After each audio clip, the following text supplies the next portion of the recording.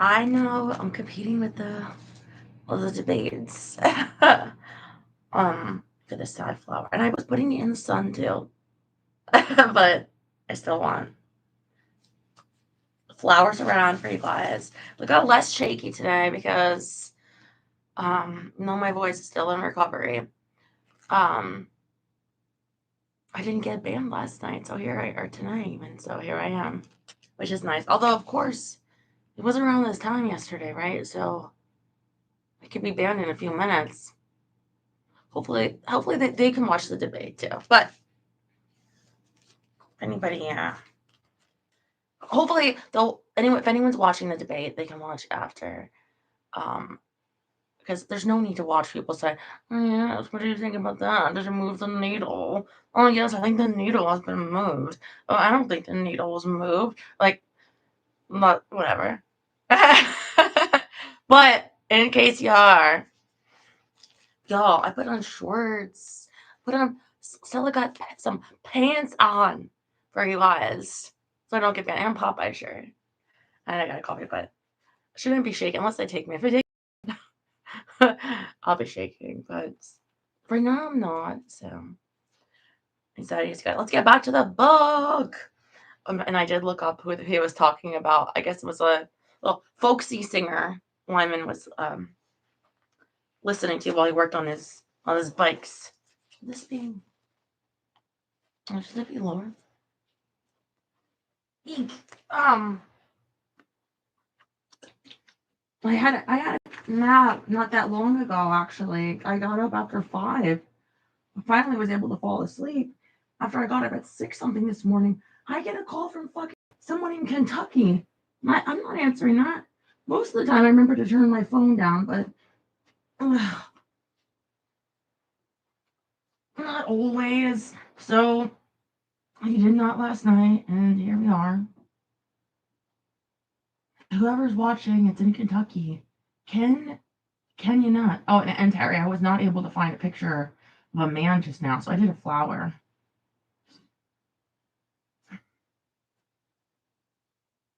Looking mighty fine. It's the chicken shirt. It's that Popeyes. I want to make you hungry for chicken. mm. Oh, and we start right at chapter 25. Is it? Mm. Yeah, I pull it off. I could work at Popeyes. I'd sneak you an extra leg just for that. Mm.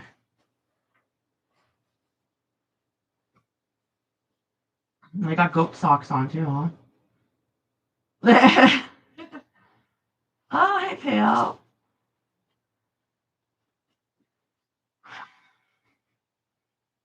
God, I'm not gonna get called because I'm not that stupid. Speaking of stupid, oh, Larry has really, really upset me, and I had to find out bright and early this morning too. Um, ugh, it's it's been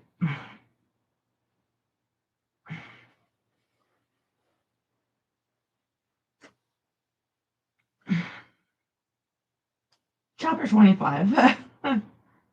Number 98376 Virginia Avenue was a white pre-stressed concrete building in a small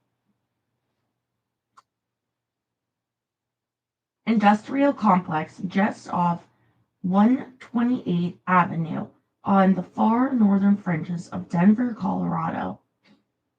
The buildings were new, with long expanses of darkly tinted glass. Thin strips of lawn were encompassed by white cement walks that bordered the parking lot. The grass had the manicured look of a professional lawn service, and several young trees were growing around a small pond with a delightful little fountain. Okay, hands in the chat. Who's been to Denver? And also, who's been to Colorado even? I don't have like a vision in my mind of Colorado. like a TV show, nothing. Like the mind is blank.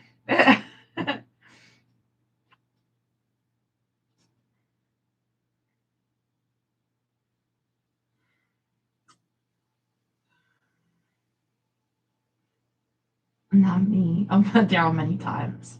You almost shouldn't play bingo on these ones.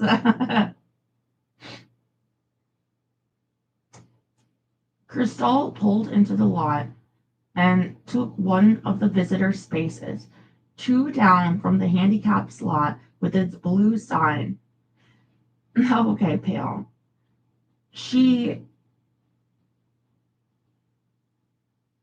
put her Denver street map on her seat and checked herself in the mirror. The afternoon sun was already starting to cook the inside of the car. Crystal, I feel like I should have my hair up for this so you can really see the Popeyes. Crystal ran a brush through her gleaming black hair, decided that nothing offensive was in her teeth, and closed her purse before stepping out into the hot air. God, have I really been up for 12 hours already? It didn't seem right that she could feel used up, and it was just after midday here. The flight in from Toronto had been turbulent, just uncomfortable enough that the pilot had kept people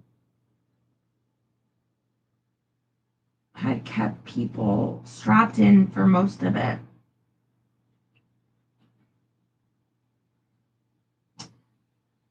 The DIA airport had been plugged with people as she'd waited in the bowels of the B concourse for one of the shuttles. Someone had said that only two of the automated trains were running.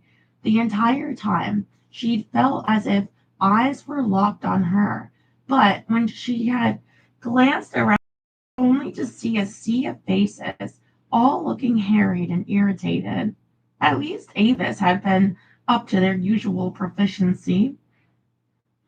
Her car had been waiting after the shuttle bus dropped her at the right space. From there, the drive through Denver had been stop and go as the Highway Patrol cleaned up a wreck on I 76.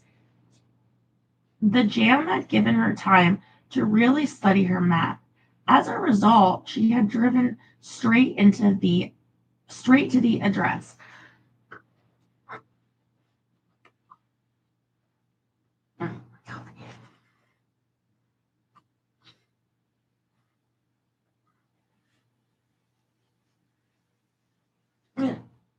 Oh, I got an orange bow here. I should put that on next with this Popeye shirt. Go better. I know when I worked at Jack in the Box, I had to wear my hair in ponytail or whatever, but I had to wear a hat, like the visor. No bows.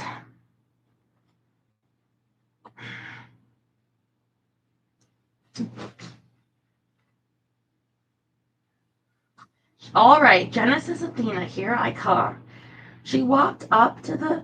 Ooh, that feels good. She walked up to the black glass door, gripped the aluminum handle, and pulled it open. Cool air washed over her. A small lobby. Three chairs and a compact couch seemed to have surrounded and captured a small wooden table off to the right. In the corner, a potted plant lived in tropical splendor under the fluorescent lights. To her left, a stairway led up to the second floor, while a hallway was blocked off with a wooden double door. Cristal noticed a building directory on the wall beside the stairs and walked over. White plastic letters were inserted into a black background and denoted the occupants in different suites. Five businesses called the building home, but none of them was named Genesis Athena.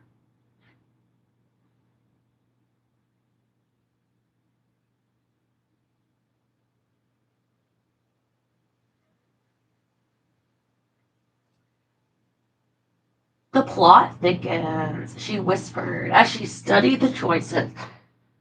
She immediately discarded the two engineering firms,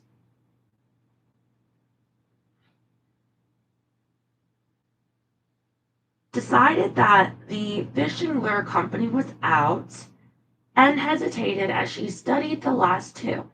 She discarded Alpenglow Publishing and went with Cy Bird as the most likely candidate. It was located in Suites 201.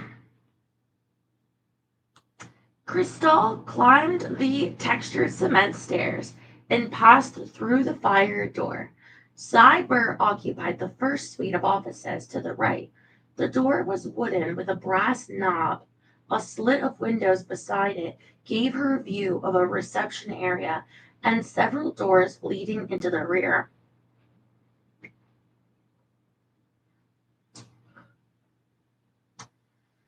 Cristal stepped in and walked to the desk, where a young woman in her early 20s looked up from a Cat Martin romance she was reading. Hello, can I help you?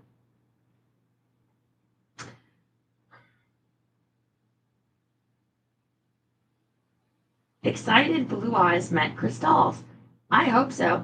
I'm Cristal Linnea, she replied as she laid a business card on the counter. I'm with LBA. We're a security firm in Los Angeles. It is our understanding that Genesis Athena has a telephone number that is registered to this address.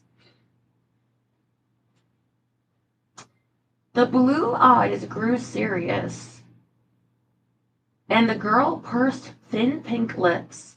Cristal could see the dusting of freckles on her nose. Genesis Athena, let's see. She wheeled to one side and tapped at a computer console. After several seconds, she said, Oh, yeah, here it is. She turned the monitor so that Cristal could see the name gleaming on the blue screen. The familiar phone number was listed, as well as an address. Cristal bent around so that she could read it. Is that address right? Yeah, the young woman admitted. I guess so. You'd have to talk to Bill and Simon. They run Cyber. They're not here now. They're running a marathon in Boulder today. Do you mind if I write that down? Cristal was already jotting Genesis Athena, 643 Sadah Street, Aden, Yemen. Oh, are they going to go to Yemen? Mm.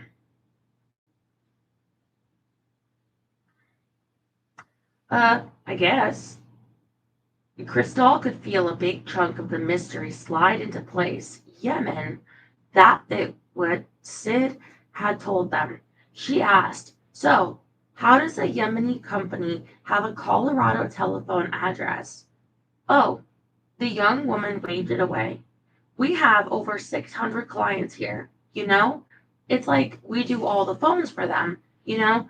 Like if you want to have a number and give out information, we do all the ordering and things for telemarketing companies, such as, well, like, if you sell stuff, right? Like DVDs or clothes or stuff, you can call one of our numbers and our computers take your order.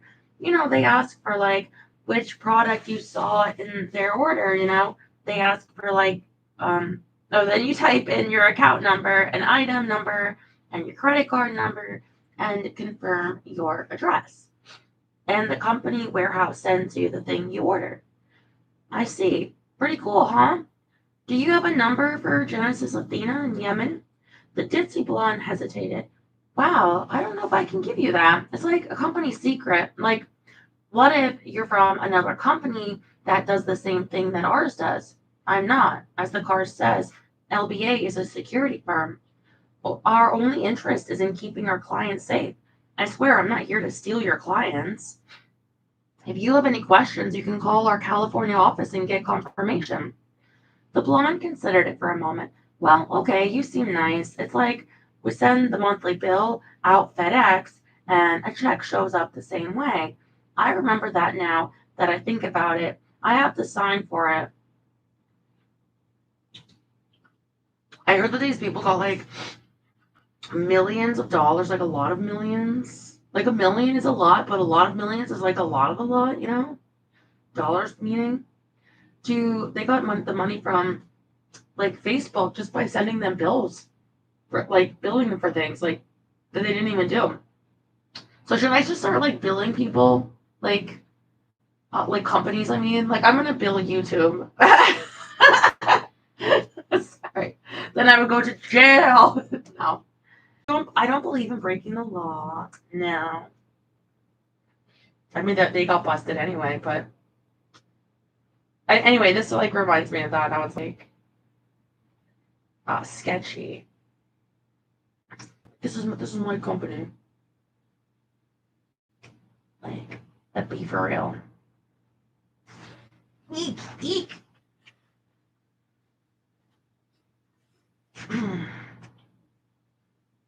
I see. Pretty cool, huh? Oh, wait, hold on. Do you have a number for Genesis Athena in Yemen? The ditzy blonde hesitated. Wow, I don't know if I can give you that. It's like a company's secret. Wait, hold on. I already read that. Oh, here we go. Do you do the setup here? Write the questions and add the voices? We can. She glanced at the blue screen, her finger running down a line of numbers. But not for Genesis Athena. They do all that in-house. She grinned. But I got to be the voice for Kahlo High Fashions once. Wow, Cristal forced a smile. So I'm to understand that you're just a phone service, that's it? Yeah, that's us. If like you guys she squinted at the card at LBA need a system, we'd be, really glad to be it. But you'll have to talk to Bill and Simon when they get back from the marathon. Yeah, like, isn't that cool?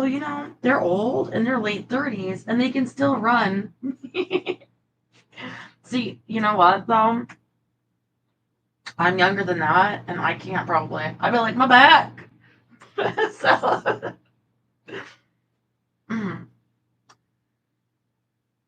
Cristal. Yeah, cool. Cristal thanked the girl in turn.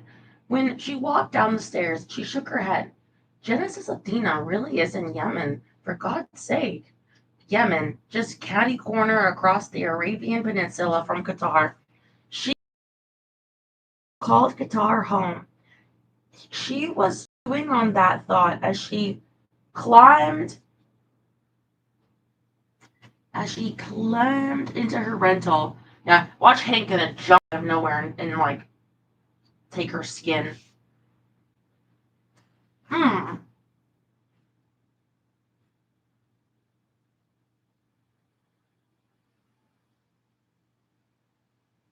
She closed the door and started the engine to simulate the air conditioning.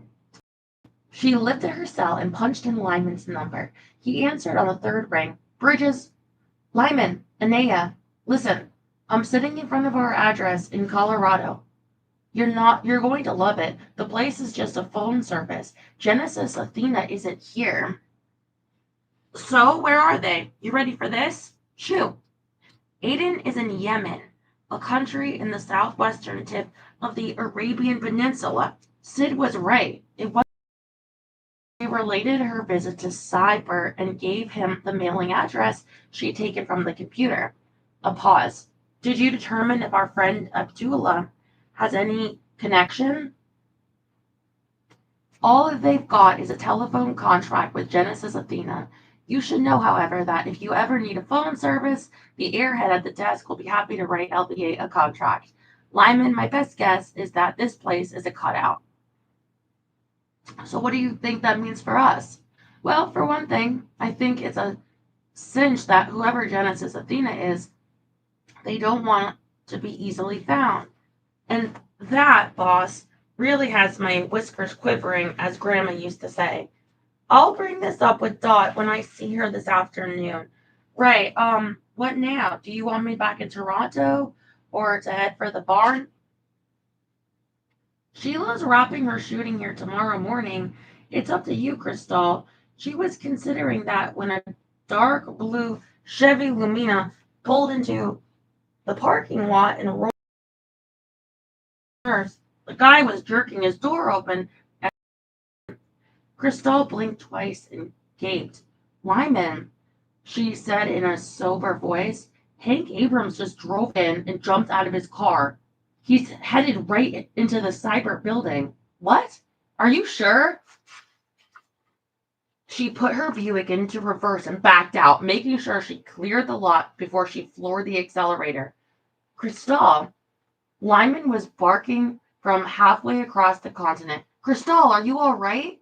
For the moment, she couldn't answer. Hank hadn't looked right. He'd been unshaven, his clothes rumpled, and his hair mused. The grainy expression reminded her of a man who wasn't sleeping well, someone haunted by depression and frustration. Crystal, are you there? Lyman, I'm spooked, she added as she took a right onto 128. How the hell did he know I was going to be here? Oh, that was the doorman at her apartment or whatever, in Toronto. The lounge at the Hollywood Hilton had only a few patrons. Hank Abrams sat at a small table next to the far wall and hunched in the cloth back chair. Oh, Hank Abrams at the Hollywood Hilton. Okay. He stared uneasily down at the glass of Glenfiddich neat. Strains of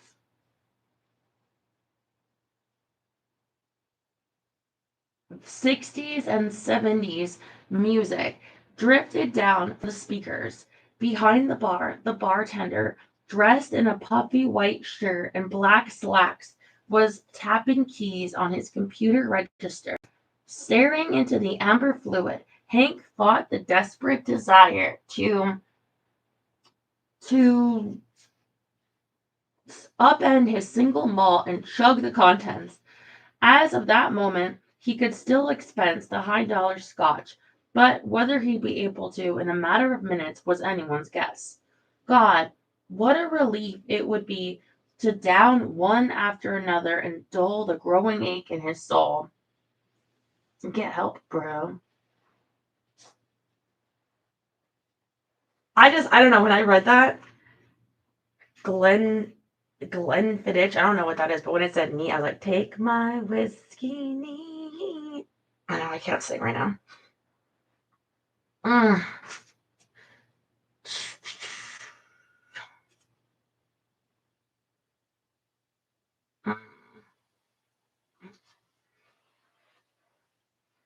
For those blissful hours, he could get smashed out of his head.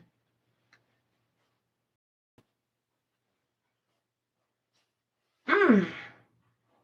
Mm. The worry, the frustration, the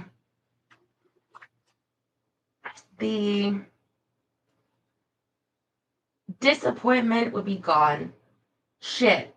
6 months ago, I was the fair-haired boy in the bureau. Now it was all gone. Had the pretty wife, a nice house, solid job.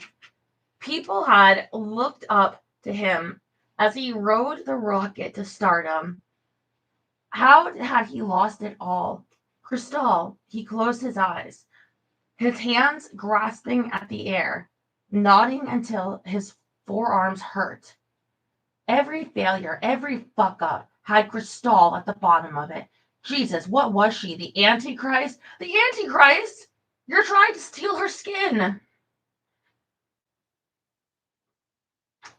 Oh, yeah, like she was just there.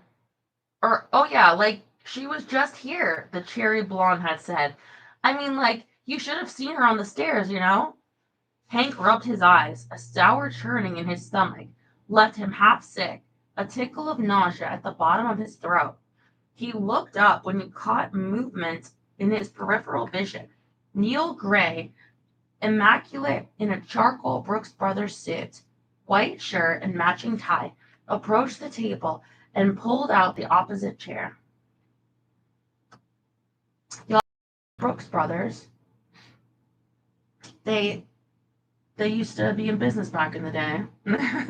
By the day, I mean like a few years ago. You look like hell, Neil told him as he took the drink list and scanned the offerings. I haven't gotten much sleep the last couple days. The question had been burning inside him. When I called you from Toronto and told you she was headed for Colorado, how the hell did you know she'd be going to that place? Neil looked up as the bartender approached and laid a napkin on the vinyl table. Can you make a margarita? Nothing fancy, just on ice. Yeah, sure, the bartender replied, then turned back for the bar. Neil leaned back, his fingers twisting the edge of the napkin into a spike. He gave Hank an appraising look as he coolly studied him. The man seemed to see right through the front, penetrating Hank's skin to read the growing desperation and fear. Hank, your call from Toronto surprised us. How did you learn she was headed to Denver? I managed to get close enough when she was checking in at the United counter. People don't look around when they're talking to desk agents. It's as if they don't want to look suspicious or something. I overheard. He couldn't stand it any longer and blurted, Look, I'm not a fuck up. I know it looks like I can't carry out a simple assignment, but the bitch won't even see me. Shit, I offered her $5,000 just to meet with me, and she turned it down flat.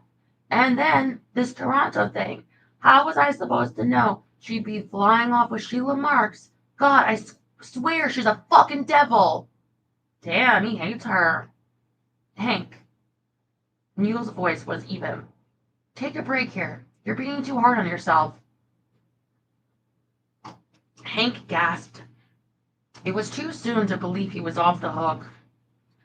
I was ahead of her, then bang, I'm stuck in traffic behind a wreck on the Denver freeway. By the time I figure out just how to get to this place, she's already been there. Neil smiled.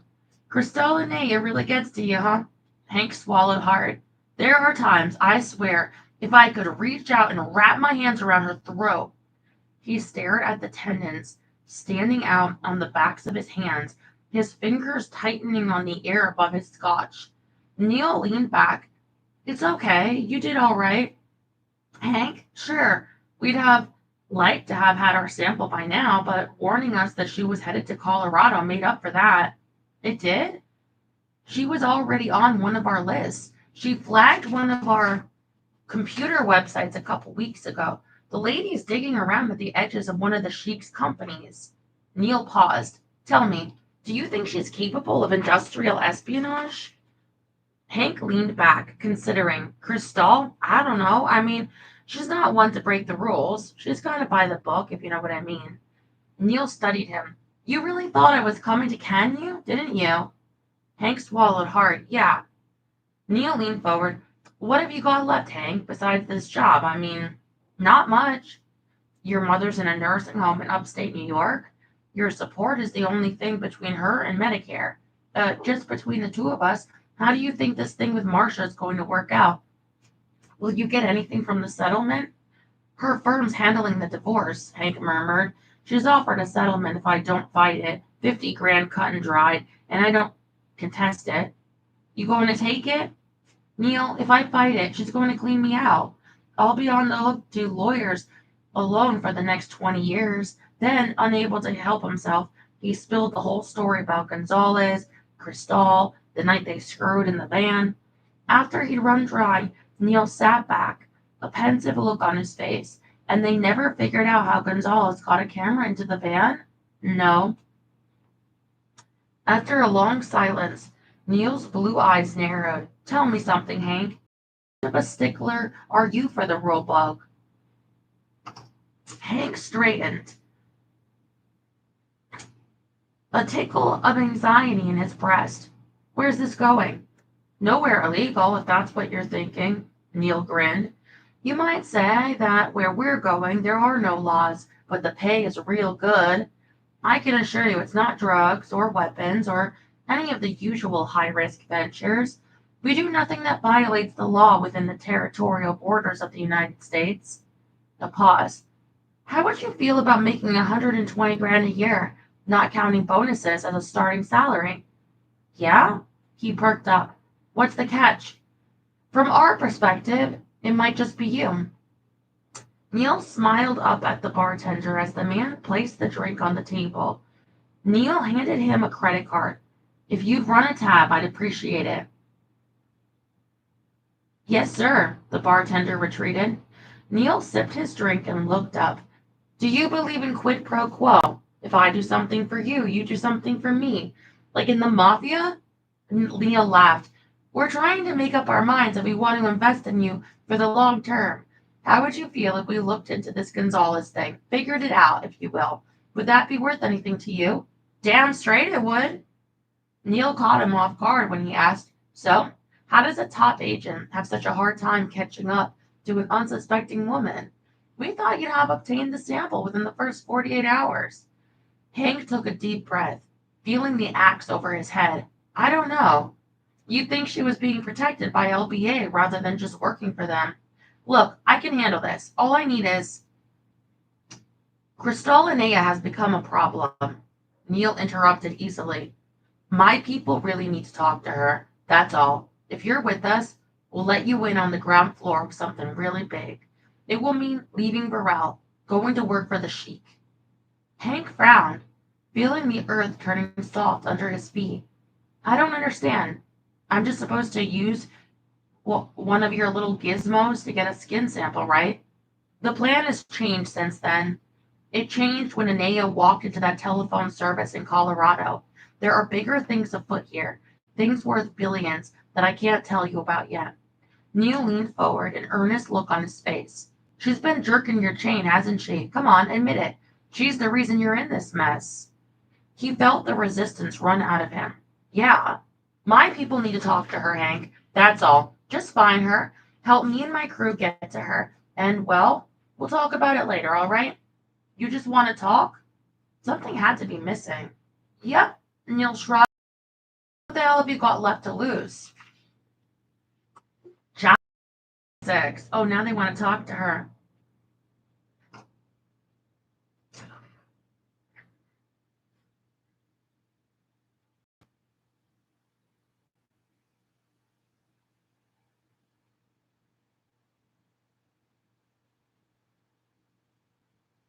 Sorry, I'm just reading your comments.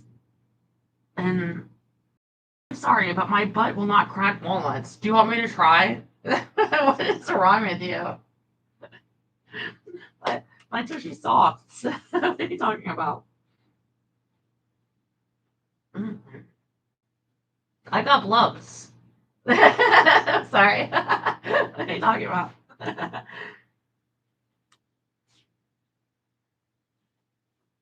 I like to eat Popeyes, and I don't spend all my days lifting weights. Sorry. Chapter 26. They occupied a spacious photographic studio in West Los Angeles. The photographers had just finished and were in the process of packing their film, dismantling their lights, and casing their cameras. Cristal watched as Sheila smiled and shook hands all the way around. The small group of Spanish businessmen, one by one, took their turns holding her hands and lavishing their thanks. Rex cleared his voice from the side, a signal for Dot, who smiled like a queen as she disengaged Sheila from her admirers and led her back toward the dressing room. Rex stepped in smoothly, saying, Gentlemen, that was fantastic. We have rarely had such a professional and flawless shooting session.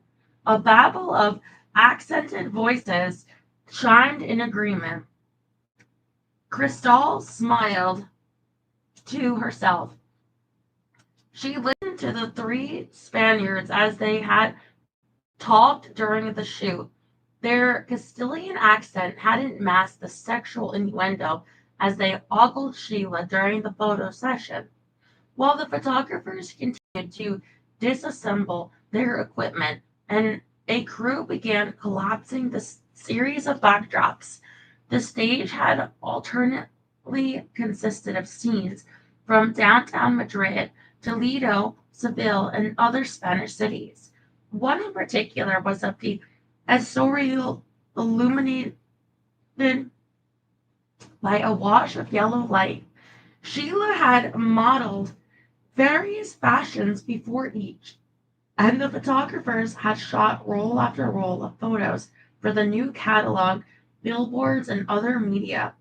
Electric fans on either side had created breezes to ruffle Sheila's hair and toss her coattails. That had been the last scene. Cristal watched as the text rolled the big backdrop into a long tube. Rex caught Cristal's eye and gave the slightest nod of his head before shooting a meaningful glance toward the dressing room. Cristal picked up her purse, walking wide around the tripods and stepping past the fan to take the narrow hallway to the rear.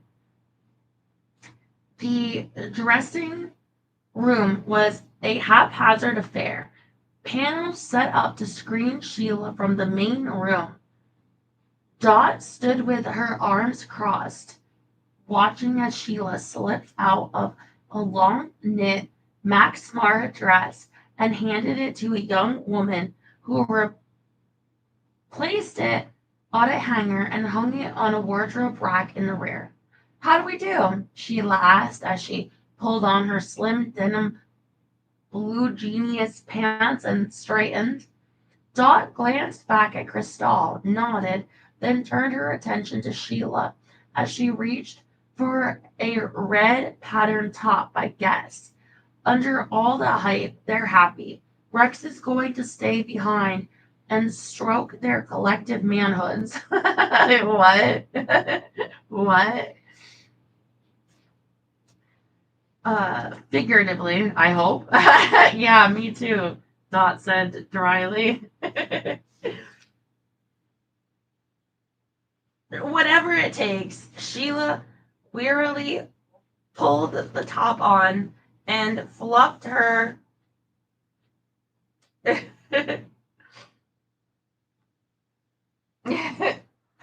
and fluffed her red blonde hair over her shoulders. She glanced at Cristal.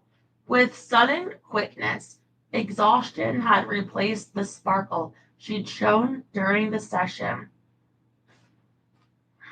What do you think? I don't see how you keep from falling over. Cristal stopped short. You about ready? Get me home, James.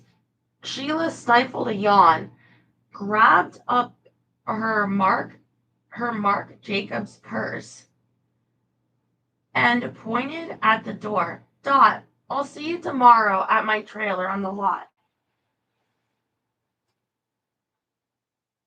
You can brief me on my schedule then. I'm going home to fall into bed. See you then, Dot agreed. Cristal lifted her cuff mic and said, Paul, we're on the way.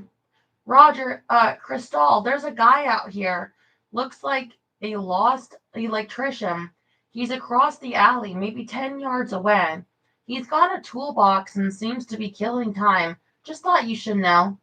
Right, I'll keep an eye out when we step out the back door. She gestured to Sheila. We're ready.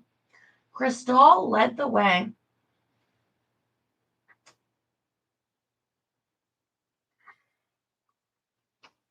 Down the narrow hallway to the sign that read exit. She pushed on the crash bar and stepped out. The alley was just off Santa Monica Boulevard, bounded by trash dumpsters, bits of paper, and a couple of empty bottles. The alleged electrician, alleged,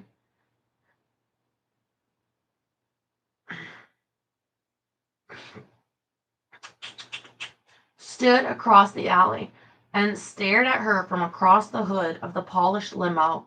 He had on a yellow hard hat, a leather tool belt filled with pliers, hammers, and such, and wore a gray sweatshirt and blue jeans over brown work boots. Come on, Sheila. Cristal stepped over and opened the rear limo door. Ah, I love this job, Sheila was saying as she stepped outside. The glamour of the alleys, hotel kitchens, back doors, and the flash took Cristal by complete surprise. She blinked, wheeling to see the quote electrician. His toolbox was open at his feet, and a large Nikon filled his hands. Instinctively, Cristal placed herself between Sheila and the paparazzo. The flash continued to pulse as the automatic camera captured Sheila's rapid duck into the limo. Hey, Cristal cried, her anger rising. Just who the hell do you think you are? It's a free country, the paparazzo called back, grinning from behind his lens. God bless the First Amendment. Maggot! Cristal slipped in behind Sheila and pulled the door shut as she clicked the locks down. Shit! She felt humiliated. Tricky, Paul called over his shoulder as he slipped the car into gear. I've never seen that workman roost before. I wonder if, like, on one hand, like, you would feel less safe that there's paparazzi, right? But on the other hand, maybe you feel more safe because if they're from, if they're not like all like on the same team or whatever, then you're like safety in numbers. You know what I mean? You know? Like, I was kind of relieved that it wasn't Hank, but it made me think, like, hey, maybe if Hank was there, paparazzi wouldn't do it, like, grab Cristal in front of a paparazzi, you know, kidnap her.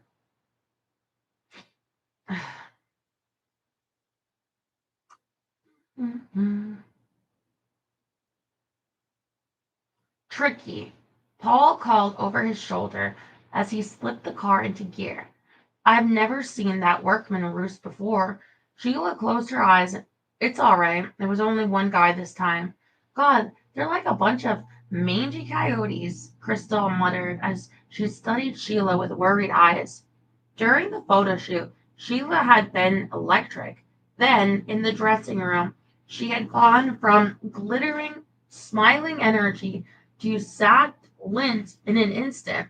Now she looked hollow and half digested. You need some time off, Cristal said softly. It's none of my business, but given your schedule, I wouldn't have traded a day off for that photo session, no matter what it paid.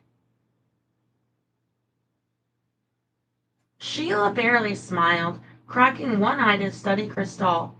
So you think I look that bad? No, you were stunning. I would have thought you lived for that moment alone. Now you're even more hammered than before. Cristal, I had to do it. What do you think today was worth? 1.5 million? Not to mention they're boxing up everything I wore today and shipping it to the house. Freebies, you see. All the better if I happen to be wearing one of the pieces when the cameras go off. Cristal blinked. You're kidding. 1 million and a whole fall wardrobe for 6 hours of photos? That's right. Sheila closed her eyes. Man, am I in the wrong business? I guess 1.5 million makes up for all the hassle on the way over here. I thought you were going to fall over from exhaustion. Then, all of a sudden, you were just burning at 110 watts. It's a trick, a thing you learn. Sheila shrugged it off. As to the shoot, doing it is partly prestige. My face is going to be all over Spain. Gwyneth Paltrow, George Clooney, Sharon Stone, a lot of American actors have done the El Corte Inglés shoot. It's the most prestigious department store chain in charming España. Doing their shoot is one of those notches you cut into your pistol on the way up. But you just flew in with the morning doves. Cristal glanced at her watch. You didn't even get to go home before coming here. Sheila gave her a wan smile. What's the matter, Cristal? Fame and fortune not all you thought it would be. It never is it? No. She lowered her voice. You need to get that gig. Catalogs? Do they even do catalogs anymore? I mean, I don't think so. It's like a website. It doesn't sound that. I don't think would pay you $6 million. And honestly, there's so much Photoshop nowadays that I just expect the celebrity. It's like they put a white background, they Photoshop it. You don't know what the hell it looked like. And even if it's not a celebrity, it's probably Photoshop, like Temu stuff. you know.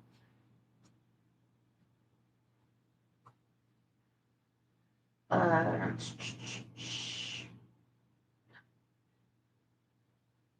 We only had today as a travel day. Bernard wants to finish up my scenes this week. It will put him 4 million and 2 weeks ahead on time and budget, and he's going to need every cent of that in post production to fix all the Manny scenes.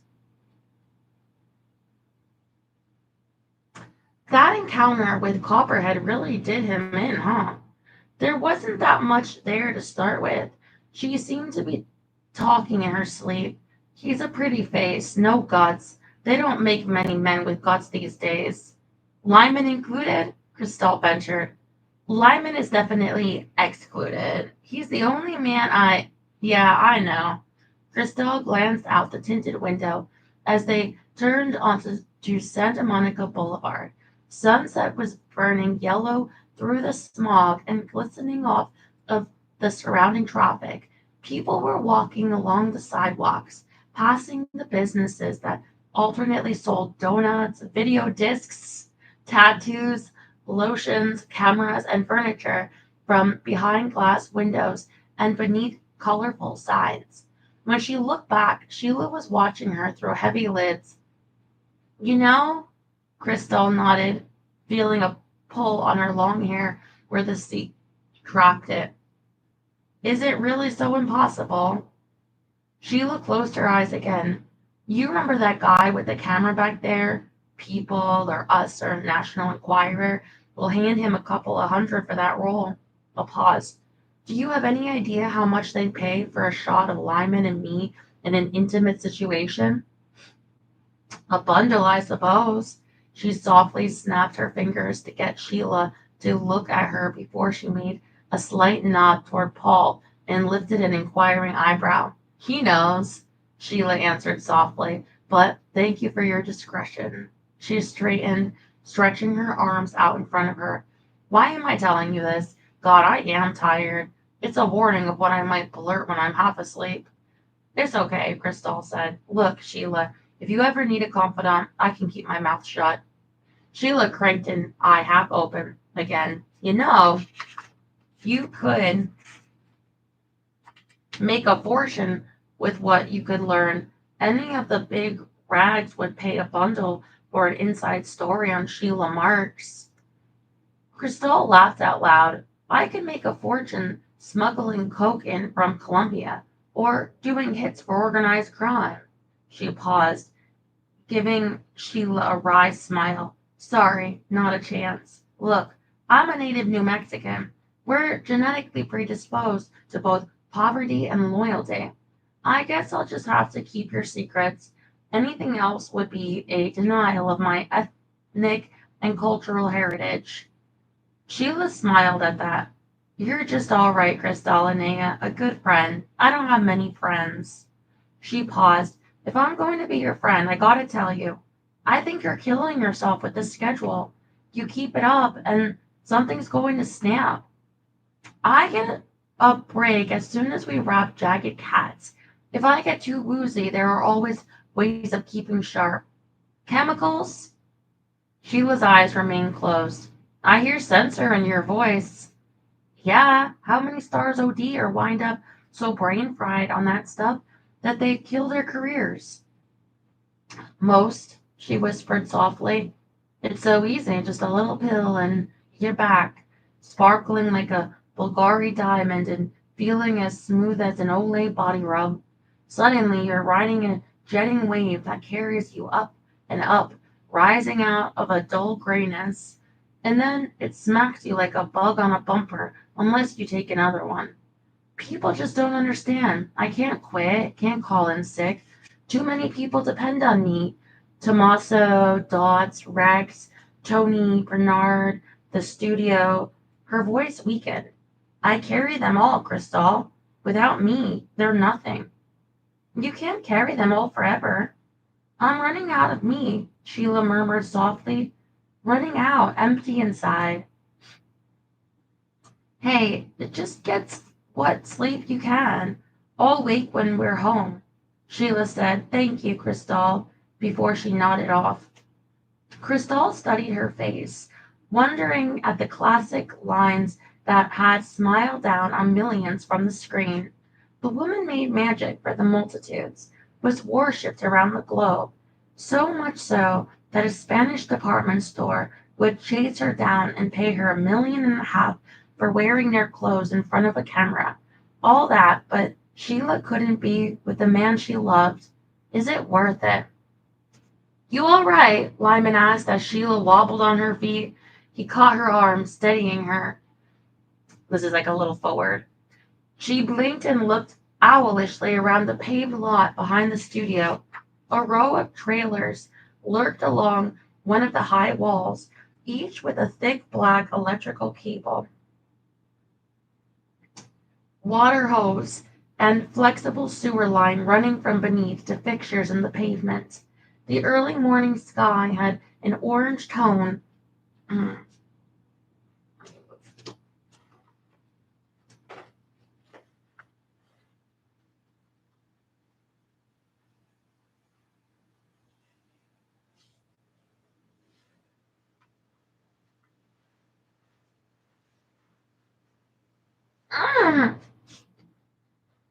Here's the thing, right? She's an actress. Realistically, like most like actresses, like pop stars, models, whatever, they have very, very short-lived careers because like and essentially like how do I put it? Okay, I'll give you an example. Um like right now, here's one. Sydney Sweeney, the type of people that will like her for about 5 minutes. She's she Most people that say that they love her will say that 10 years from now they'll be like, "Oh yeah, I used to love her. I used to love her." And when really like what they mean is they forgot about her 5 minutes later when someone else new came along. Um, you have to like try to like how do I say this? You know like I guess like just be different like because especially with parts, right? Um, there's so many parts and they're not great, but for women under a certain age or that they can look under a certain age. I remember what's his name? Jake Gyllenhaal's sister, Maggie Gyllenhaal, who's actually a very good actress, same as her brother. Um, said that she got turned down for a part for being too old for a love interest that was like 30 years older than her, which is like it's kind of ridiculous when it should really more be about your acting, unless the part calls for that, but it wasn't. But anyway, um, so then usually what you find is like older actresses, they're there's such limited parts that they'll often just be a few of them, and they are the only ones that'll be working, like work. And I think that that's changed more, with streaming and more parts opening up. But especially with films, when you think about it, it's like millions of dollars. It's a lot more to make like a big film than it is like a song. Anyway, I feel that less and less like with you guys because I feel more like you guys like me for me, and you like me long enough that I don't feel like it's just. I mean, even right now, I'm wearing shorts. Some of you are still here. But also, what they mean is like if they can command like a lot of money, that it's short-lived period. So essentially, someone like Sheila, if she doesn't have fans of Sheila, you know what I mean? Like, let me put it this way: no one is a fan of Sydney Sweeney. Like Stella has fans. No one is a fan of her. So in the short term, that that they can generate money. People try to do it fast, so they'll take the pills and they because their time to earn or maybe get like a rich husband or something is very short, very short. So that's why they burn themselves out. She might not need to, like if she actually has people that like her. Oh, thank you, Pale. But especially in this is like 2005. And like how many people can you um I'm gonna give you a name. Give me a second. You ever see the movie American Pie? I've never seen it. It's not my type of movie. Although I think that the guy that plays the father, he's funny. He's in a lot of those. He's in Waiting for Guffman. Anyway, um, but there's a woman in it named Tara something. So she's one of those people. She never had fans, but I would say Natasha Lyonne, like she has fans. Like she's still on like that. And I heard they were bringing it back. That Poker Face. Eugene Levy, yeah. He is Canadian. Yeah. Yeah, he's good. Anyway.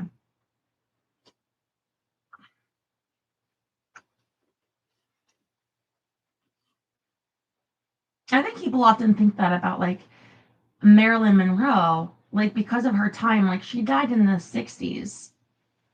Um, would she have been able to like nowadays I think she could, with streaming stuff have some of a career. But I don't know that she would have been able to at that time. And I think that would have been heartbreaking for her. Yeah. But she was a wonderful actress though, I think. But.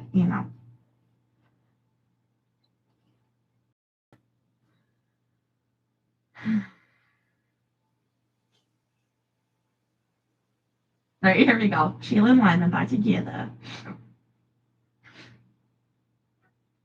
Yeah, I'm only saying Natasha Lyonne because they were in that same movie or the same era. You could probably put loads of names in the chatter. They're the people that you say, oh yeah, they used to be. I used to love them. Love them. Yeah, love them. Nobody loves Sydney Sweeney except for her mom. Sorry. Oh, we're over there. Mm-hmm. The weather guy said the wind would be changing sometime after noon to blow it all inland. Sheila tightened her grip on Lyman and shook her head as if to rid herself of a bothersome insect. Just tired, Lyman. Look, get me to my trailer. That's all. I've got time to sleep while the grips and set designers do their thing. He tightened his hold on her arm as he walked her toward her trailer. His BMW was perched on its center stand, just under the trailer's awning. You worry me. She gave the motorcycle a hollow eyed stare. That was one of the most memorable days of my life, Lyman. No matter what, never forget that. It was just a ride, Sheila. Yes, pure paradise. As they walked, see, this would be me on the back of a motorcycle. Oh my god! I'm gonna die! I'm gonna die! I don't want to die! I don't do roller coasters. I don't do motorcycles. I guess that wasn't her. Are you trying to kill me? That's what my grandma would do, just in the back of a regular car. Ah! She was afraid of cars. She was afraid to leave the house. She had to get good and drunk just to go down the street.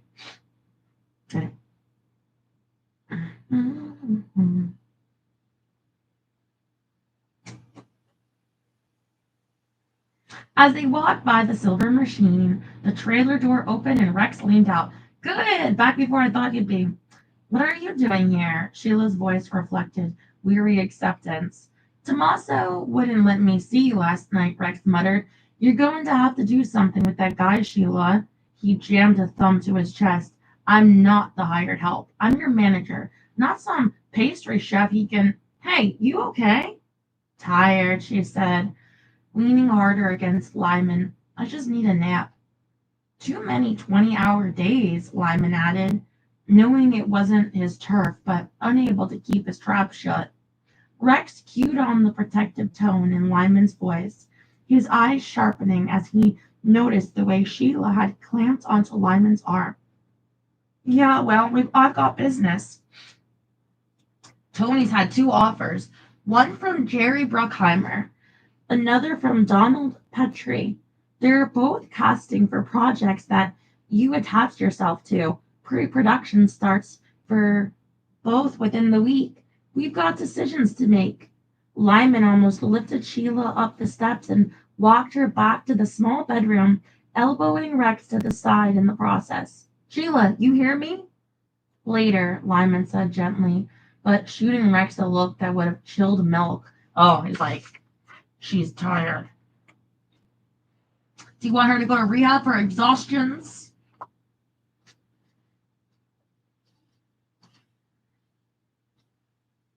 God, give me a break, Rex, Sheila added. I almost didn't get through that last scene. Bernard's pushing like a maniac. I owe him in return for scrapping that bullshit he'd written into the script. Rex made a sweeping gesture to include the two Brad clipped scripts and a clutter of papers that he'd placed on the table in the small booth. Yeah, we'll talk about later, Lyman snapped and maneuvered Sheila into the small bedroom. She smiled up at him. Thanks, Lyman. Wake me in a half hour before my call, all right? Hot coffee? And maybe time to run through my lines before I have to walk over for makeup. Yeah, you've got it. He smiled at her, running his thumb over her eyebrow. For now, you sleep. You'll be here? Her fatigued eyes pleaded with his. I'll be here, and the coffee will be ready, strong and black. See you soon, she murmured, and turned before flopping on the bed. He wasn't sure, but he thought she was already asleep as he pulled her pumps off her feet. Aww. He closed the door, passed the mirror-lined dressing room, and found Rex in the small kitchen. The manager was seated half out of the booth, his tie loose over a powder pink shirt, his suit coat hanging open. Rex was watching him as if seeing him for the first time. Cut her some slack, Rex. She's walking wounded. Rex's eyes had turned a cold blue. The set of worry and distaste lay on his lips. Lyman, what the hell are you doing here? Doing? Rex waved a hand at the bedroom. You acting as her assistant now, as well as her bodyguard? Maybe thinking a little Whitney Houston and Costner gig is going to fall into your lap. Oh, he's going to punch him. Lyman managed a narrow smile as he bent, opened the fridge, and pulled out a can of the nasty light beer that Sheila kept there. He popped the top, took a swig, and made a face. He tapped the can with a finger. You know, if it wasn't for marketing, they'd never sell this swill. Is that a fact? Rex was looking even more hostile. Yeah, but you hire a firecracker ad agency, pay some big-name football players enough, write a cute script for them, and you can even convince all those hard-working blue-collar stiffs that watered-down Pilsner tastes good. Rex might have been looking at a bug. So, just what are you trying to sell me? Nothing, Rex, not a single thing. Right. What is this shit you're pulling with Sheila? His expression hardened. You're the hired help, Lyman, the muscle. Period. You getting me? Oh.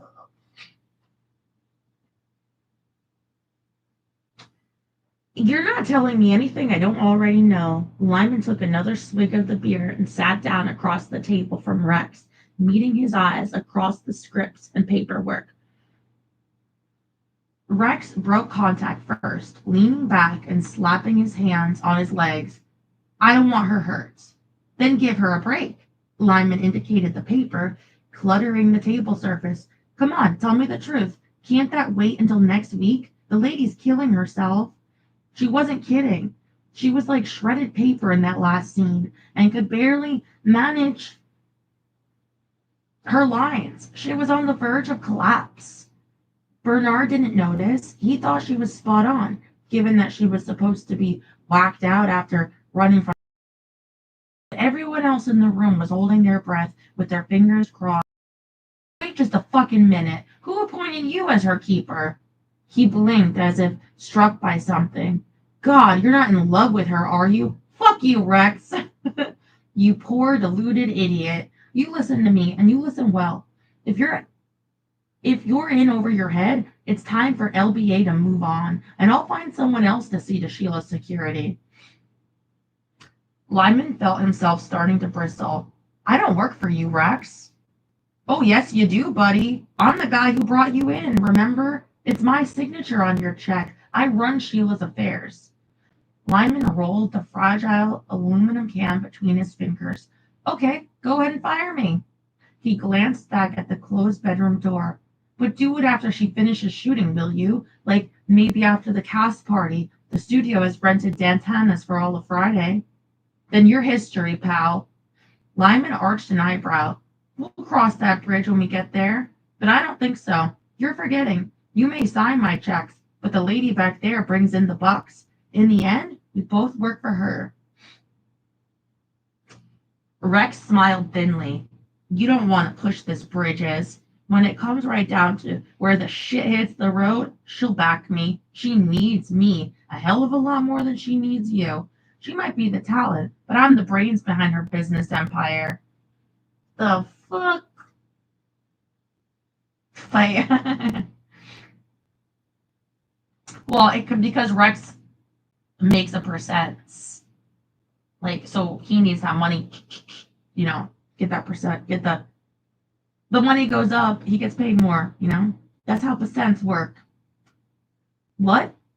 Make her choose me or you? Bullshit. I stopped playing that game in the 5th grade. She needs both of us, just as we are, not fighting over her like 12-year-olds. She leaned forward.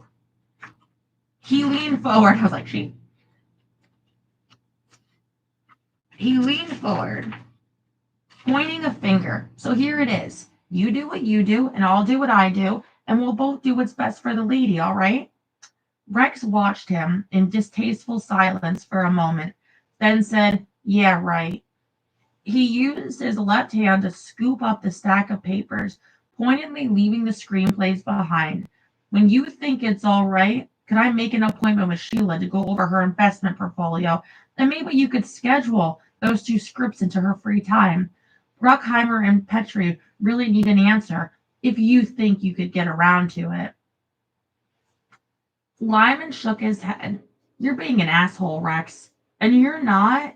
He stopped at the trailer door. Who's the asshole here? Me? You're the one who thinks you can romance Sheila. Let me remind you of something. If you remember Houston and Costner and The Bodyguard, if you'll recall, that didn't end well for either of them. It was a movie, sweetheart.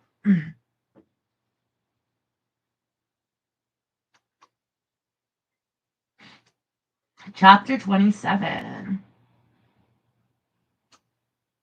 Hank was walking down yet another hallway to another meeting. See, I think that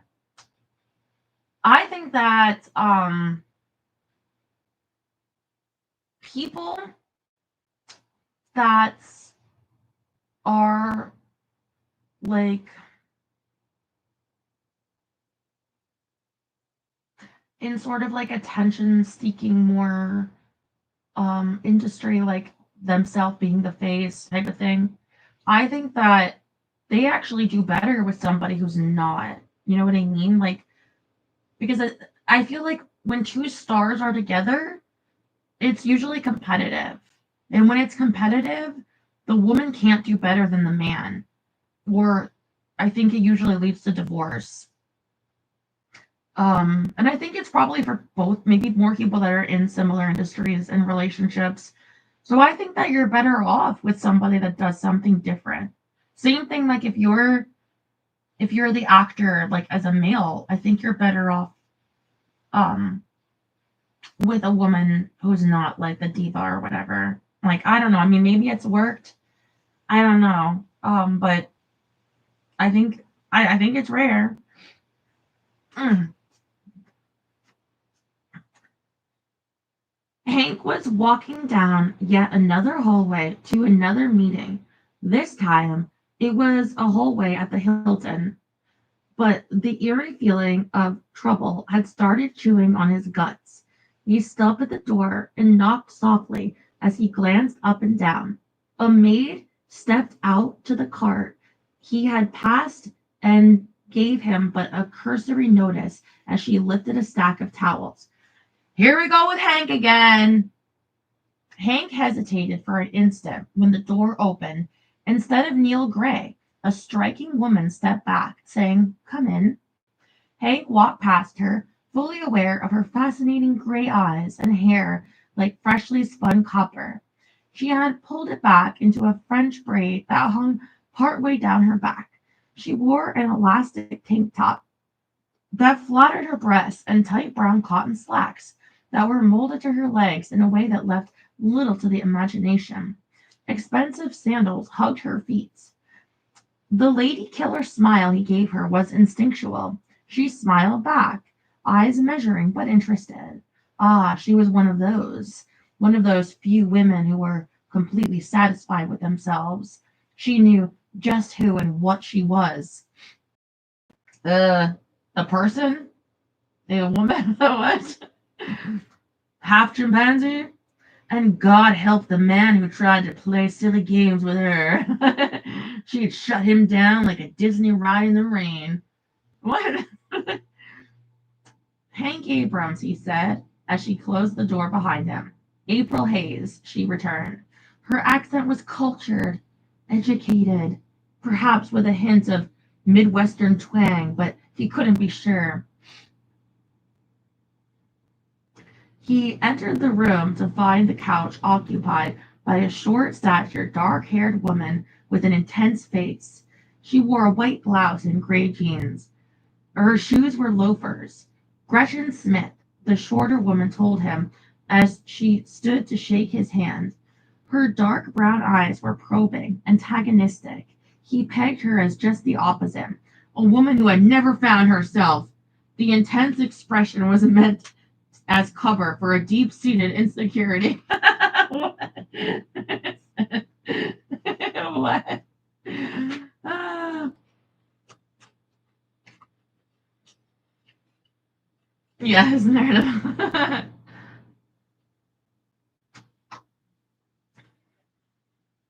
My pleasure. He looked around, trying to keep from glancing at April again. Is Neil here? In a moment, April told him easily as she walked to the small bar. Drink? Scotch if you got it. We do. She shot him a knowing smile that sent a tingle along his backbone, his backboner. Single malt neat with a water back, right?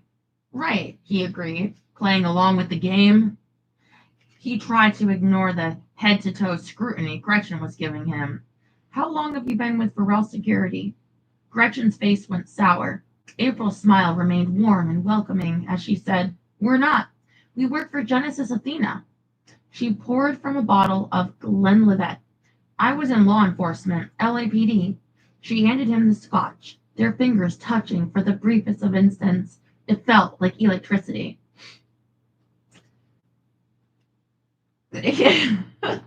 He saw her pupils react.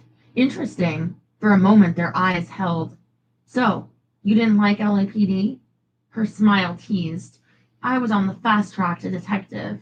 A chance meeting with the sheik changed my direction, my paycheck, and the amount of bullshit in my life. Cool, Gretchen quipped as she seated herself on the couch again. It's life story time. I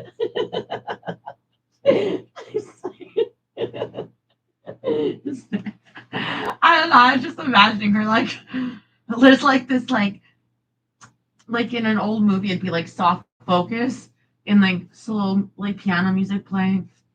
Yeah, I was on the fast track. And then a reminder, the correction's right there. Yeah, yeah, cool.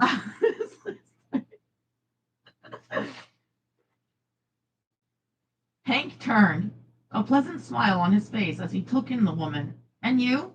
Been with the sheik for long? Gretchen frowned as she looked up at him, trying, no doubt, to figure out what he was angling for. 3 years, Genesis Athena hired me because of my brain. She said it as if that was her only asset. Oh god. I can't wait till Hank gets killed. I'm hoping he gets stabbed repeatedly by Cristal, but we'll see. Uh, at that moment, the door to the rear opened, and Neil Gray stepped out. Hank caught a glimpse of an ornate bedroom, the sheets rumpled and askew. So, did that mean that Neil and April were an item? Hey, Hank, Neil greeted. He was wearing a white shirt, narrow gray tie, and wool slacks. His taffy blonde hair was mussed uncharacteristically, as if he hadn't run a comb through it that morning. Did you meet everyone? I did. Hank sipped his scotch. I've got to confess, I thought it was you and me. This is the LA team. Neil was grinning, a secret in his eyes. They handle some of our special operations, counterparts to Salem and his group back east. April and Gretchen have collected some of our most promising specimens. Specimens? Hank asked.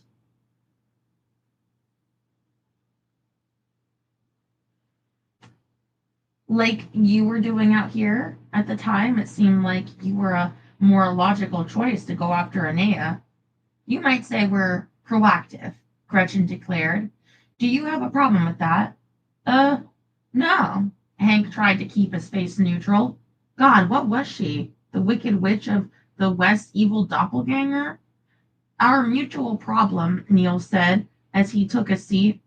In this instance, is Kristallinea. He glanced at Hank. She was a pretty good investment or investigator, wasn't she?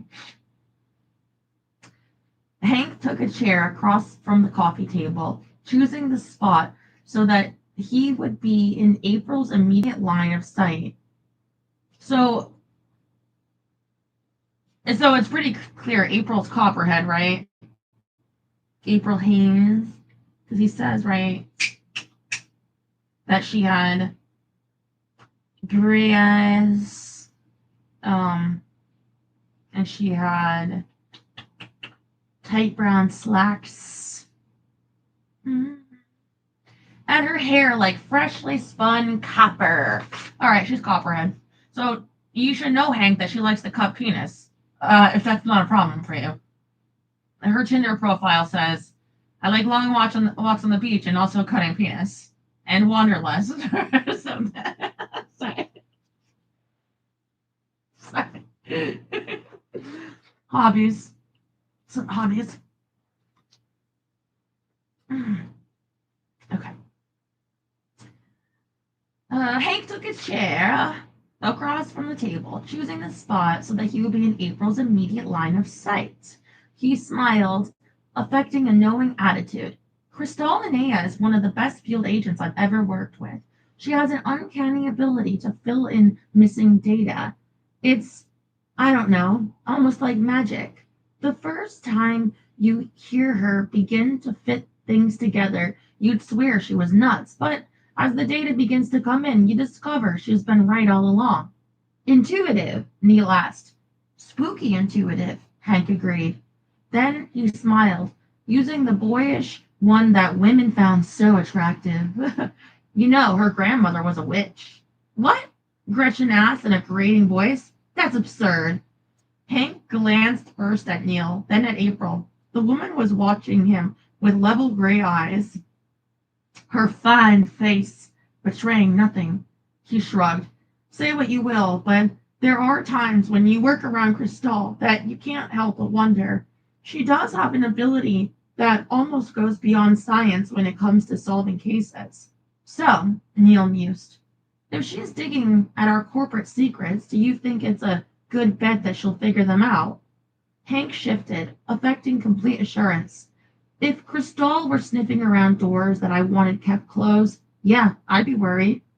April shot a communicative glance at Neil and arched her eyebrow as if to say, I told you so. Neil, for his part, frowned and laced his fingers together. Maybe it's lucky for us that Hank's here.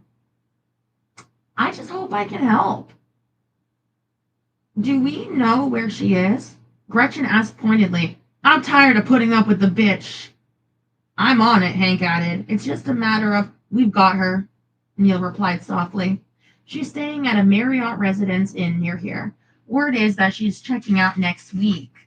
My sources say that she's probably going to be looking for an apartment on her off time.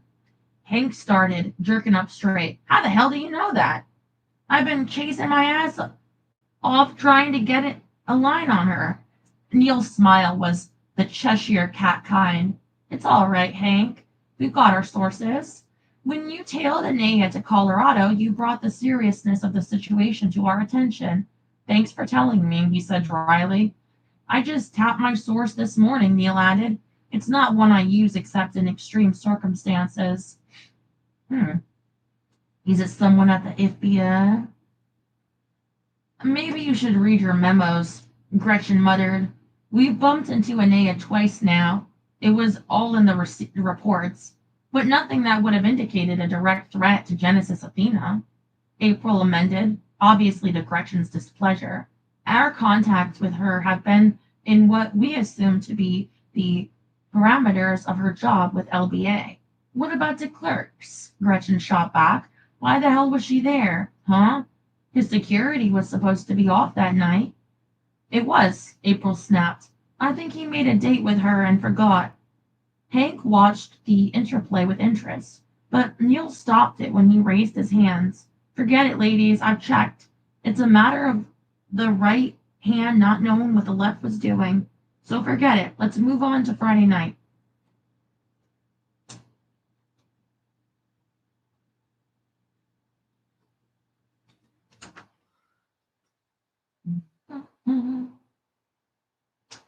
Gretchen leaned down and picked up a cardboard folder. This she opened, taking a diagram out and spreading it on the table. It looked like a floor plan to Hank. He could see parking lot, stairs, windows, and doors marked. A big screen mass was labeled tree.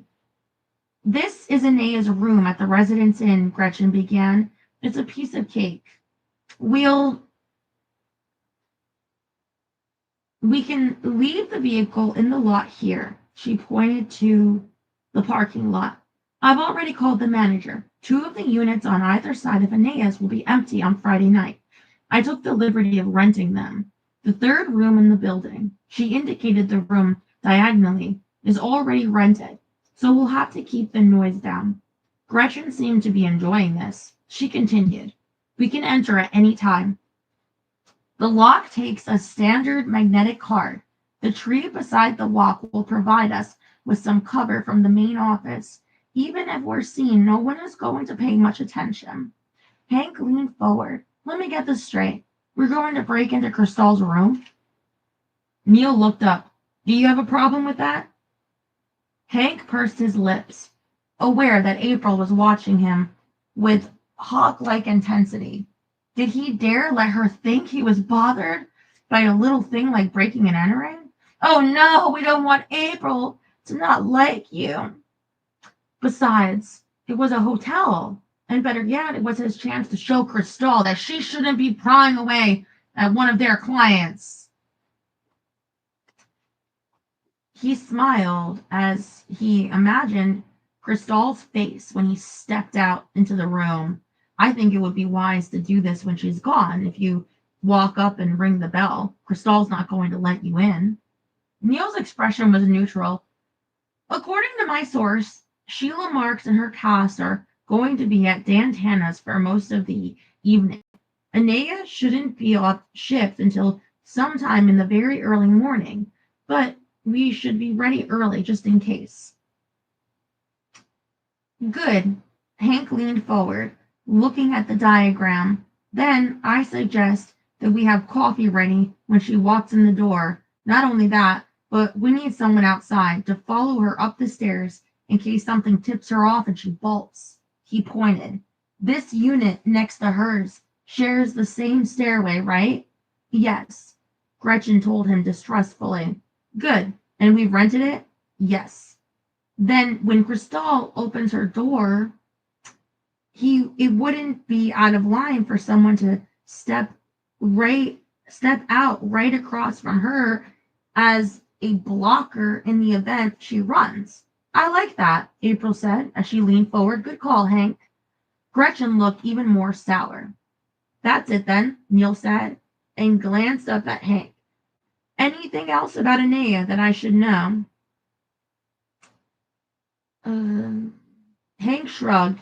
She's going to be really pissed about this. You better not count on her just taking a warning and backing off. She's not that kind of agent. Neil's lips puckered and he nodded. I'll keep that in mind. Any other questions? No? Then I'll see you at 8 tomorrow. We'll do a drive-by and check in to our next door rental as soon as we know Anea's gone. See you then. It's like, Hank, these people have no qualms about kidnapping people and they end up dead, okay? What do you think is going to happen to Cristal? Dumb shit. Not that he cares.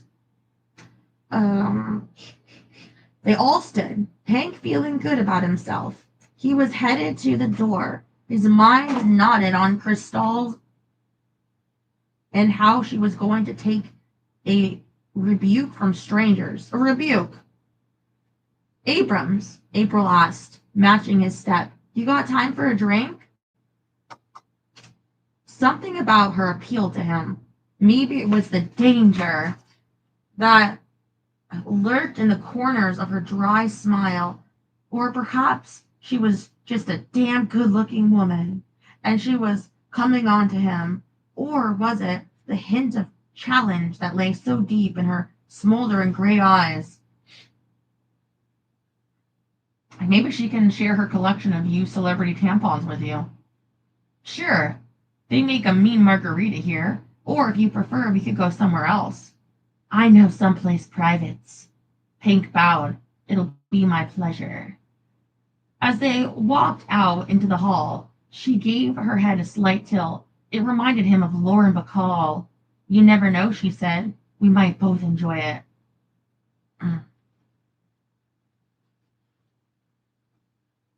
A weary Sheila rubbed the back of her neck as she walked from the studio to her trailer. The lot was hot, baking under the sun. She had heard that a peculiar high-pressure system had built over the Mojave, that it was kicking the scorching desert air back over LA. The weather guy didn't know what high pressure was. A headache ground away at the back of her brain, and her eyes burned, perhaps from the smog, or perhaps from the fatigue that lay so heavily in her bones. Blood, muscle, and soul. She had finished her last scene, God willing if some editor didn't find a flaw that would cause Bernard to recall her. But that would be something in the amorphous future.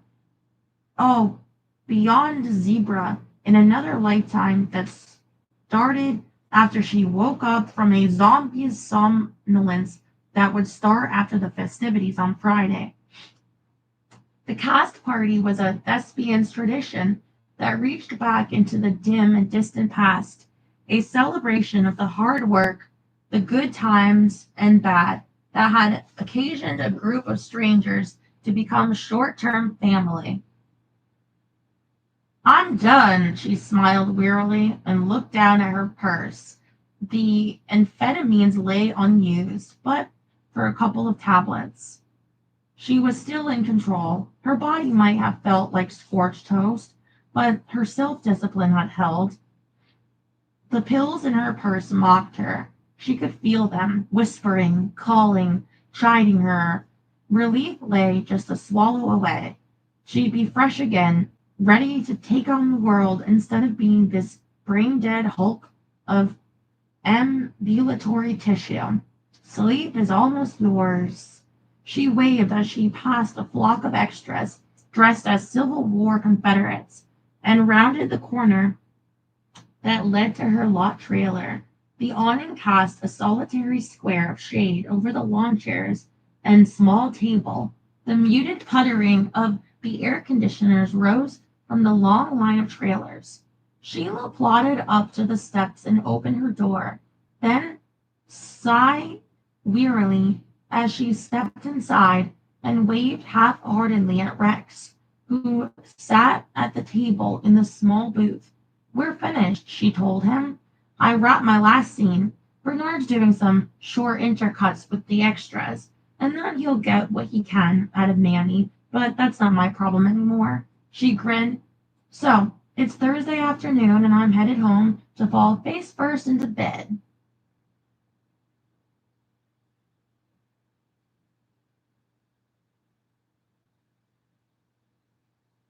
Rex smiled. "Glad to hear that. You and I have some things to talk about." "Not now, Rex. I can't think, let alone pay attention." He tapped the two screenplays on the table. "Did you get a chance to go through either of these?" "Get real. We need an answer. Tony thinks you ought to bail on the Petrie property and go with Bruckheimer." "I tend to agree. The role suits you better." "I want some time off," she said, as she slumped into the booth across from him. "Rex, I'm roadkill. It took everything I had to get through Jagged Cat. I can't keep up with the schedule." He tilted his head. "I thought I got you something for that." She reached into her purse and pulled out the little pill bottle. "I took 3. I don't like them." His flat stare bored into her. "Sheila, do you know what it means to be on the A-list?" He tapped the screenplays again. "I've talked to the producers. You've got your choice. 20 million up front or 15% of the box office. Your decision." "Rex, She shook her head. "They start pre-production next week, right? Bruckheimer wants you on Thursday for a preliminary meeting. Petrie has his scheduled for Friday." She closed her eyes, whispering, "I just can't do it." She could feel his eyes, hard, unbending. "Sheila," he said softly, "I've got to know which one." "Neither," she told him, as she nerved herself to look him in the eye. "Tell Jerry if he'll wait for a month, I'll do it." "What?" Rex snapped. "You want me to tell Bruckheimer to put a $200 million project on hold while you take a nap?" "You heard me!" The shrill note in her voice surprised her. She hesitated, rubbing her mask-like face. Her skin felt wooden from the caking of makeup. "God, I'm sorry, Rex. I don't mean to be a shrew."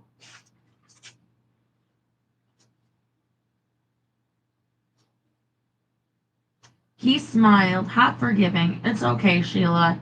Yeah, get some rest. I'll drop by tomorrow and we'll make a final decision." "About 9 then?" She gave him an empty look. "Why are you pushing this?" He stood, collecting his papers. "Because you're hot. Come on. You're in your 30s now. This is Hollywood, babe. Get it? You've got 10 years. That's it. When you hit 40, you're history.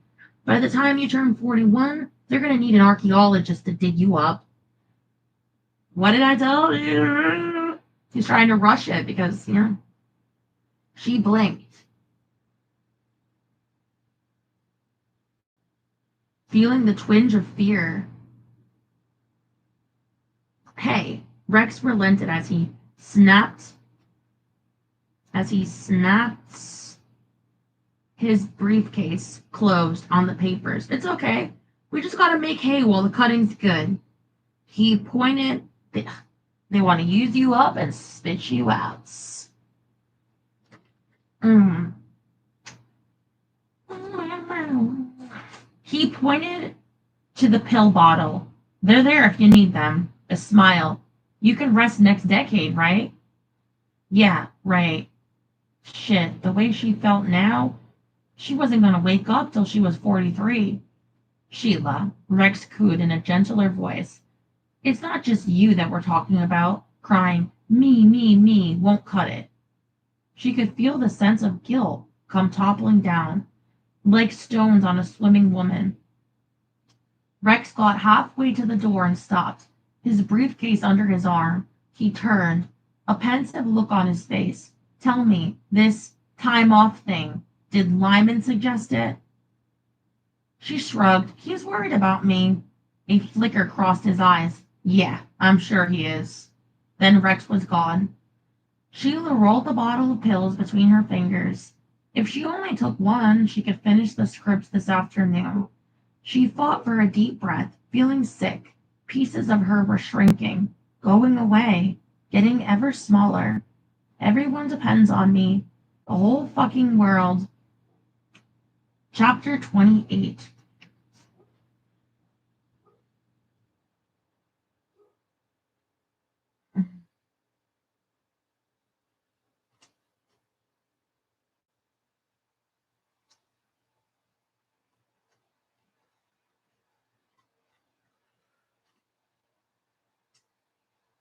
Friday afternoon had started hot, under a searing sun. Crystal pulled her Chrysler into the Circle Drive and tried to park as inconspicuously as possible. Stella, you are continuously impressive. Thank you. That's very sweet. Oh, what are you talking about? An Inconvenient Truth. I haven't seen that, but I heard it's like, you know, I guess educational. That's super exciting, you know? I did watch um, uh, Lucy last night. It was good. It was a wonderful cinematography. It was beautiful. But then I got tired because I had to take Benadryl because I was so itchy. Okay, where were we? Oh, Crystal. Poor Crystal. I think she's gonna get it this chapter. Something. Crystal pulled her Chrysler into the Circle Drive and tried to park as inconspicuously as possible. She glanced at her watch, seeing that it was 5 till 1. The vegetation cast cool pools of shade that barely masked the heat rolling down from the San Gabriels. Crystal took a moment to check herself in the mirror. Good, nothing in her teeth, and she looked presentable, not bad for as rapidly as she had gotten ready for this assignment. Crystal? Lyman had asked, curiosity in his voice. I just got a call from Sheila. She wondered if I could send you over at 1 this afternoon. Said there were some things she wanted to discuss with you. When she prodded, Lyman had given no more details, but had sounded puzzled himself. Crystal, he had finished. Be quick, huh? She's got a heavy schedule tonight. Try not to take too much of her time. Let her get all the rest she can. So here she had come, shuffling through the half-coagulated LA traffic to Sheila's opulent mansion. She had checked in with neighborhood security and then buzzed in at Sheila's gate. Crystal emerged from her Chrysler and walked up to the huge wooden doors. She hadn't even rung when Tommaso opened the right-hand portal and welcomed her. This way, Miss Anea, Tommaso said, leading Crystal not to the meeting room that she was familiar with, but up the stairs. She lagged, trying to see the artwork. The familiar colors of the Southwest were warm and reassuring. A single glowing Reed Christie painting. Do you know who that is, Pale? I have no idea. Showed sunlight glowing off the bison backs. In another by Santiago Perez. Are these actual artists or just names they're making up? A colorful New Mexican rider dashed his horse below a saint-filled sky. I didn't know Sheila had such an interest in this kind of art, she offered as Tommaso led her past the closed doors to the end of the hallway. I don't, yeah. I thought you knew every artist ever in history.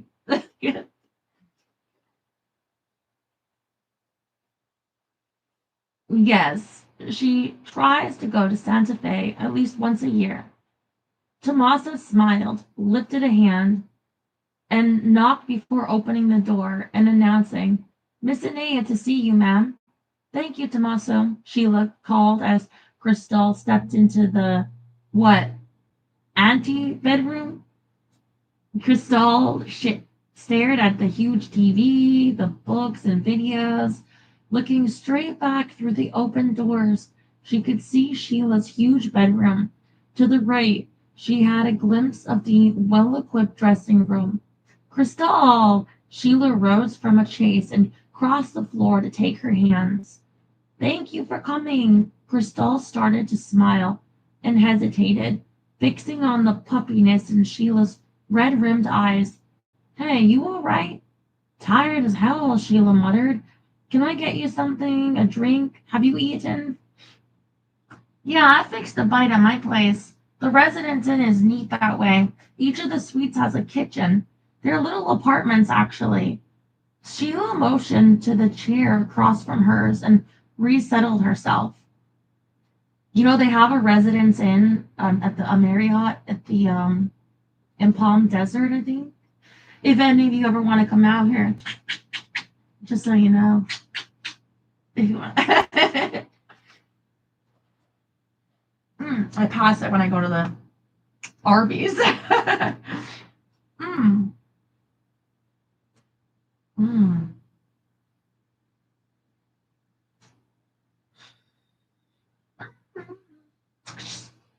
Sheila motioned to the chair across from hers and resettled herself.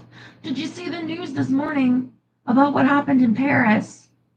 Cristal leaned forward in the overstuffed chair. You mean about Princess Diana, yeah?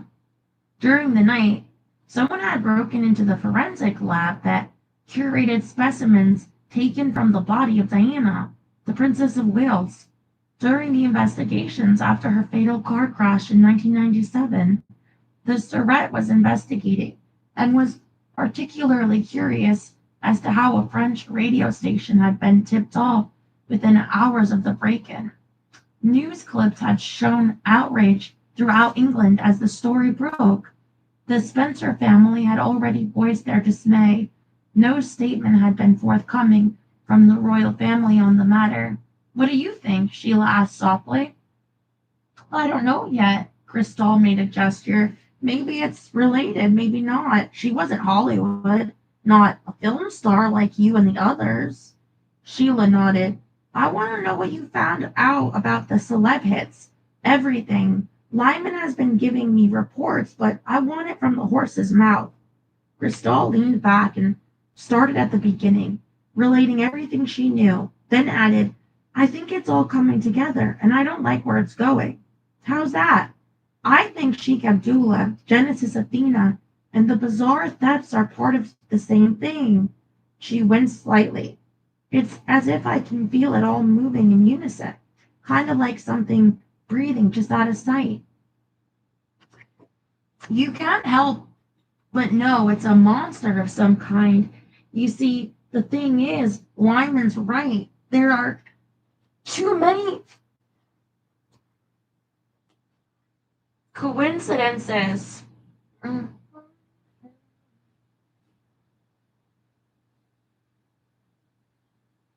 Why Hank? Why did Sheikh Abdullah cancel everything at the last minute to fly to New York just to see you? Why is Genesis Athena in Yemen? Why has his offices in Qatar?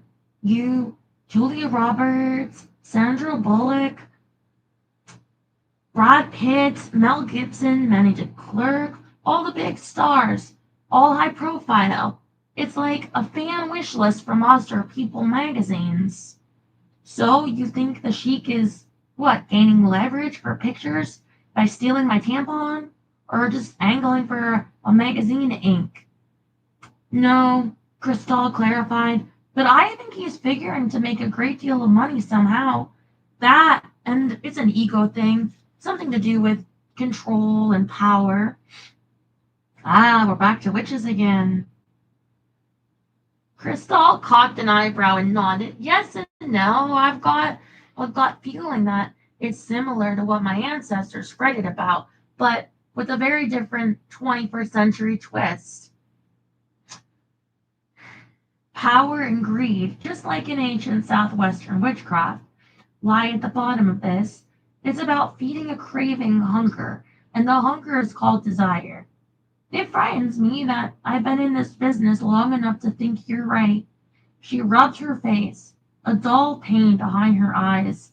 You look terrible. You taking uppers? Crystal regretted it. Damn, her mouth had been getting her in trouble all of her. Some, Sheila admitted, pointing to the script on the floor at her feet. Rex is after me to make a decision. Hell, I can't what I read. She picked up a pill bottle from the table, rolling it between her fingertips. The little pills inside rattled like death's whisper. If he wasn't pushing so damn hard, God, there's just not enough of me to go around. Her eyes sharpened. It goes against my principles taking these things.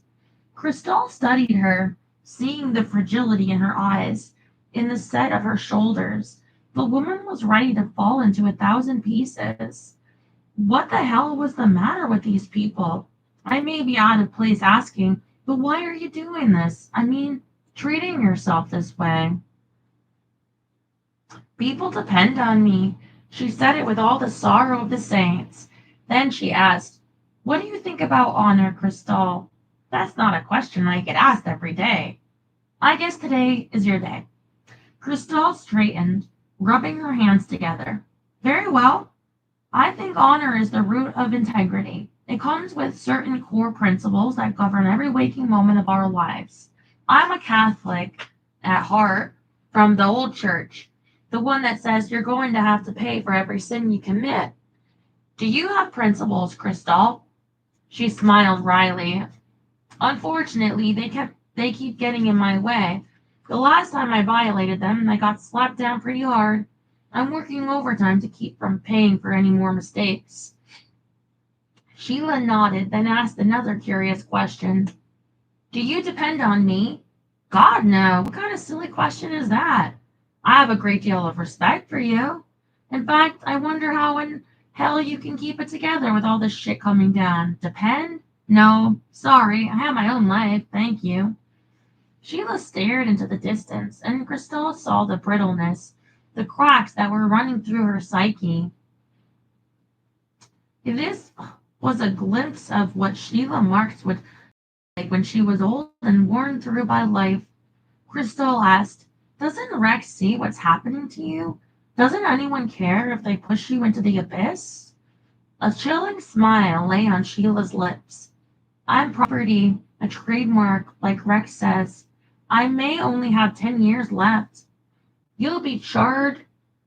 Carry on if you don't do something for yourself.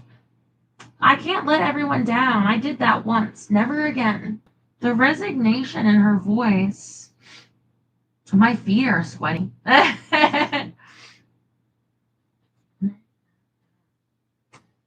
In her voice set Cristal off. She leapt to her feet. Maybe I ought to go down, lift Rex up by his tie, and have a little talk with him. Shit, he's treating you like you're his own private little hunting dog. So what if it runs you to death? He's Rex fucking Gerber. He can always get another dog, huh? Well, kind of. They line it up.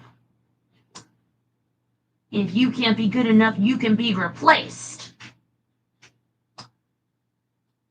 Sheila laughed out loud, the sound of insanity barely hidden in the peals.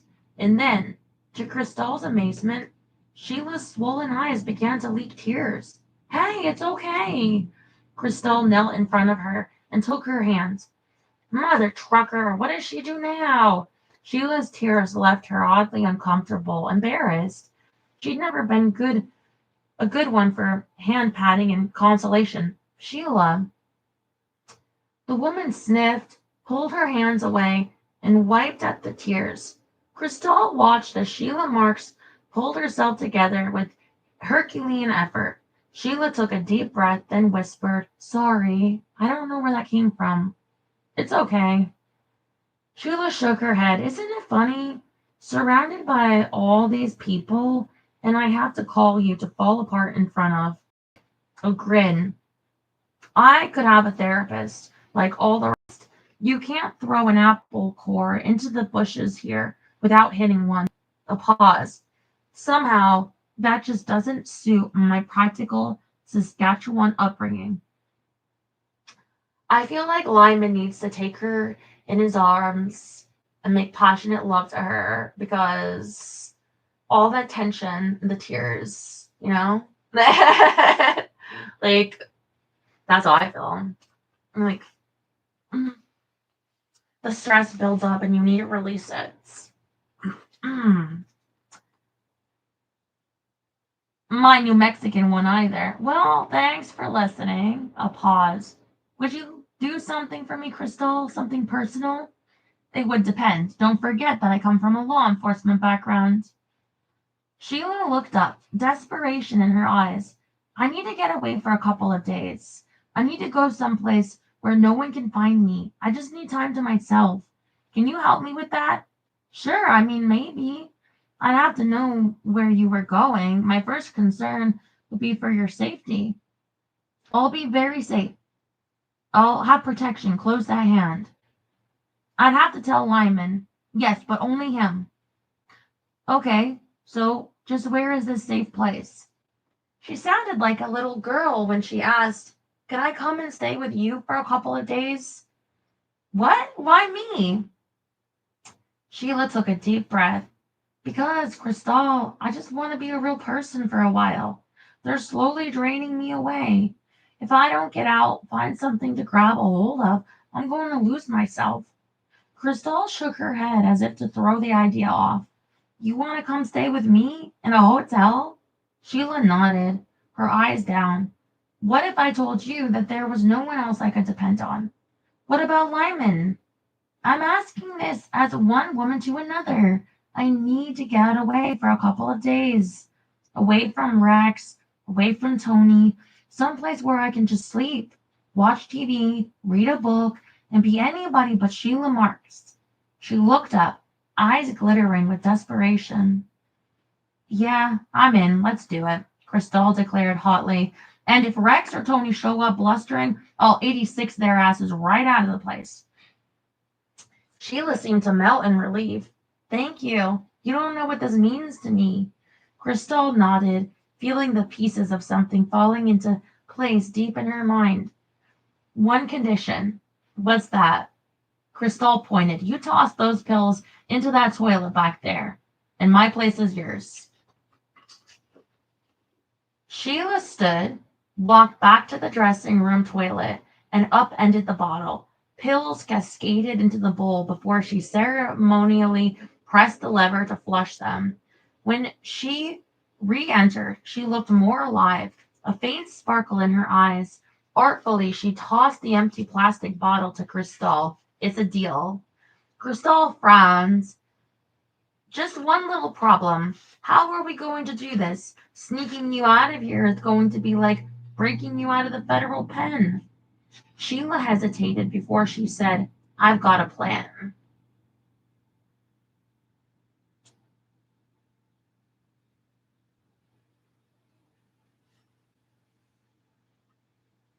I know it. Okay, I gotta read another chapter, don't you think? Because it's like, okay, everybody's going to be at Cristal's place to kidnap her, I think. So I feel like we kind of have to. I'll try to be quick, okay?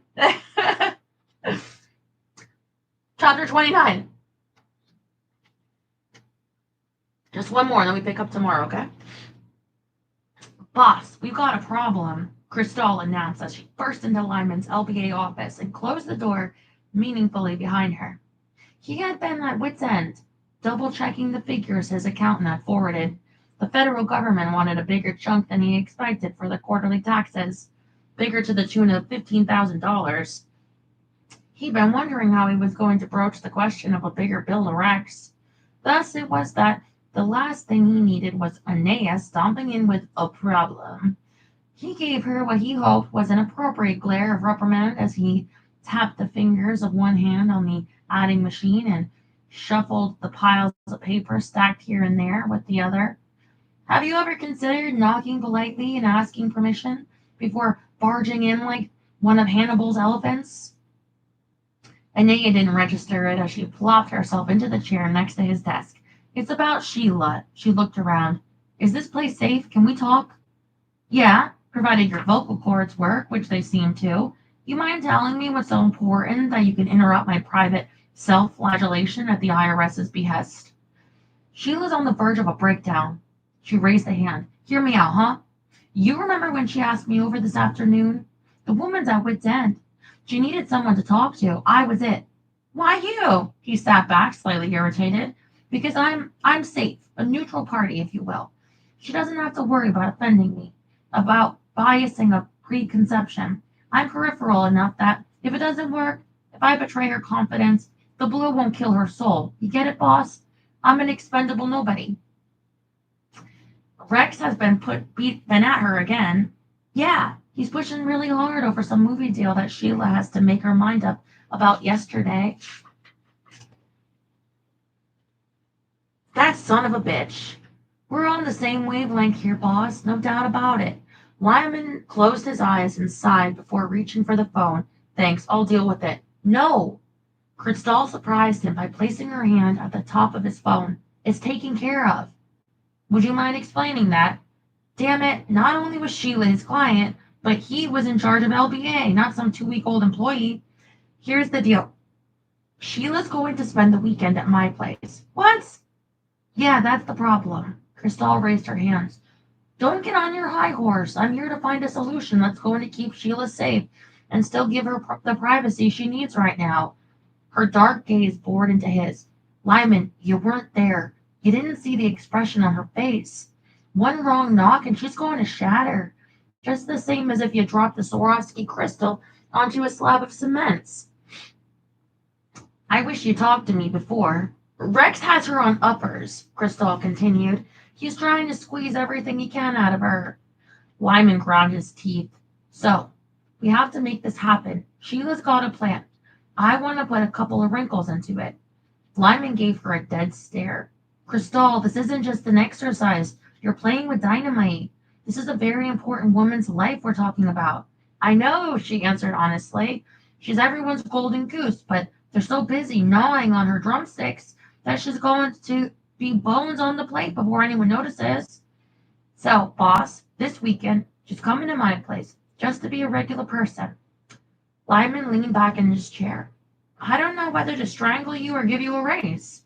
Cristal rose, bracing her hands on his desk, as if she were about to leap over it. Answer me something, boss. You care for the lady, don't you? Look, Cristal, this is the real world, not some movie or novel or something. I have professional responsibilities. What about your responsibilities as a man? Lyman stared at her, fighting the desire to stand up and bust her across the mouth. You're treading on dangerous ground here. Yup. He had butterflies in his stomach as he said, all right, smartass, what have you got in mind? Okay, and then it goes like a space forward. So, for the Jagged Cat party, Bernard had rented Dantana's, a small 2-room Italian steakhouse in the 9,000 block of Santa Monica Boulevard.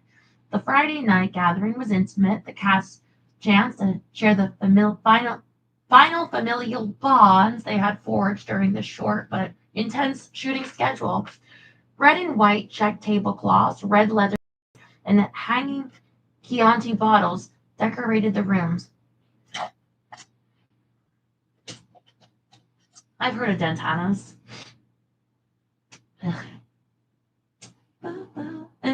Okay. Celebrity artwork, movie posters, and photos hung on the crimson walls.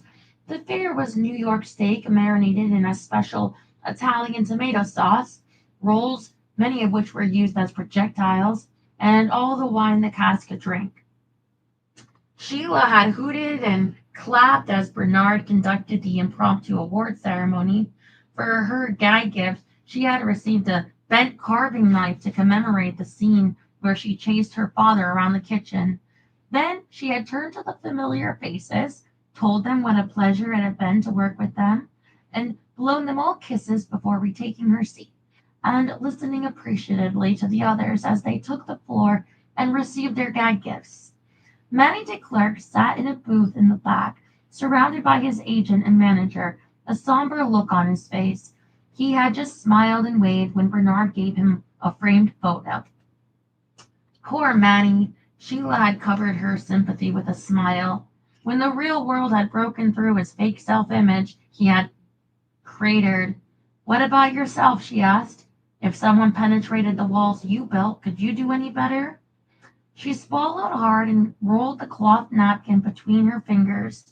Her heart was beating, anticipation sending tingles through her muscles. God, she felt like she was a girl again, stealing her father's motorcycle. That's silly. You're a grown woman. Yeah, one who was sneaking away for a weekend of sin, or so she hoped. She glanced across the room to the door, knowing that she was coming up on time to leave. She could still back out, call Cristal and tell her that she'd changed her mind. Anyone else got anything to say? Bernard demanded. No? Then I guess that does it for me. Again, thank you all. You're the best. Most professional cast I've ever had the pleasure of working with. God bless you all. They applauded, whistled, and stomped. If anyone's interested, Bernard answered, I'll be serving drinks up at my place. You're all welcome. More whistles and cheers. As they stood, Sheila made the rounds, kissing cheeks, hugging, making the pleasant chatter expected of her. She reached into her purse, thumbing the button on her cell, plucking her other ear with a finger. She said, Paul, I'm ready. I'll be there soonest, he said. The door security will call for you when the limo is out front. Sheila mingled in the knot at the door, smiling, feeling alive for the first time since she and Lyman had gone tootling around on the Indian. Sapping fatigue lay there, deep in her body, but the adrenaline rush held it at bay. What's happened to you, she wondered. When did your courage dissolve into water? Thank God for Cristal. You can depend on me. The woman's words repeated as if engraved on Sheila's soul. Uh-oh. They're about to walk into the place and get who God knows. What was Lyman's reaction going to be? He'd be pissed at first. She smiled at that, both pleased and irritated that he was ever the professional. Just once, couldn't he let himself see beyond his duty? Dimming the noise and bodies around her, she imagined the two of them, alone, intimate, just holding each other. Manuel de Klerk, the door security called. Manny's agent acted like a battering ram, opening the way to the door. Sheila could see flashes as the paparazzi captured Manny, one hand raised down the cordon ropes lines to the open door of his limo. Shit, they were like locusts. She frowned, looking down at her black leather pants and tall black boots. Would they guess? No, it was too far out. Yeah. Sheila Marks, came the call. She excused herself, smiling as she stepped to the door and out into the strobes and clatter of the cameras. Two of the security guys made sure that no one crossed the velvet ropes leading to curbside. Sheila, Miss Marks, look this way. Sheila, over here. She smiled, waving, trying to oblige them all, knowing full well that the wrong expression was captured forever. The door was open, and she slipped inside with one last wave. The door shut, and she held her posture as Paul pulled away from the curb. Only then did she collapse. Thank you, Paul, she called. No trouble, ma'am. He kept his head forward. The bag is on the floor as you requested. She experienced a flood of relief. She was only moments from freedom. Okay, then we get a little paragraph later. Mark D'Angelo slipped from the crowd, blocking the sidewalk in front of Dantana's. He raised his hand, waving. A bright red Porsche Boxster, the top down, swerved toward him. He vaulted into the seat, pointing. There, that limo, that's her. Jennifer, his girlfriend, glanced at him in the illumination cast by Santa Monica Boulevard. You're sure it's her? Yeah, he grinned. She's up to something. I've watched her a lot of times. She doesn't dress like this unless something's up. I mean, leather pants? That's not her style. And that denim long sleeve shirt? This is Sheila Marks, not Gwyneth Paltrow. So? So, Mark replied, if we keep them in sight, I think we're going to catch America's sweetheart doing something really cool. And, like, that's a couple and if I can get it on film. She glanced at the infrared camera that he pulled from a bag. You better. I'm still pissed at what you paid for that thing. Hey, babe, it's the coming thing. He gestured ahead. You just stay a couple of lengths back from that limo. Another paragraph ahead. Genesis Athena. Cristal rolled the name around in her head as she pushed the plastic grocery cart. According to her watch, it was just after 10, and the store was almost empty. A few other patrons cruised up and down the brightly lit aisles of the Albertsons. They were casually dressed, no doubt picking up the last few things before the weekend. That, or like Cristal, they worked unusual hours. She glanced at her watch, figuring that Sheila would duck out of the Jagged Cat party as early as she could. She had promised to be at Cristal's by 11. The woman who had pleaded so passionately with such a look of desperation in her eyes wouldn't be partying on until all hours of the night. Cristal had checked to be sure that Sheila made her party at Dantana's, then had taken her Concord to do some last-minute shopping.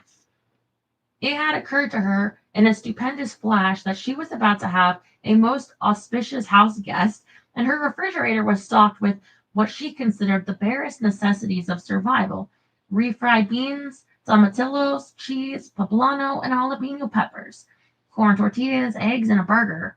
Whatever Sheila liked, Cristal could just about assure that the famous actress's spice cabinet didn't just consist of cayenne pepper, cumin, cilantro, and garlic like Cristal's did. Genesis Athena, the thought intruded, as if trying to lever itself into her mind. An image flashed. That bit of Manny DeClark's foreskin. Cristal was trying to force it away and concentrate on Canadian-friendly recipes when her eyes fell on the sausages in the meat cooler. Reddish and mottled, like a bloody tampon. Ew! Where in the hell had that come from? She could hear her grandmother's voice whispering encouragements from just beyond her perception. What is it, grandmother? What are you trying to tell me? Cristal stopped short, a coldness washing through her.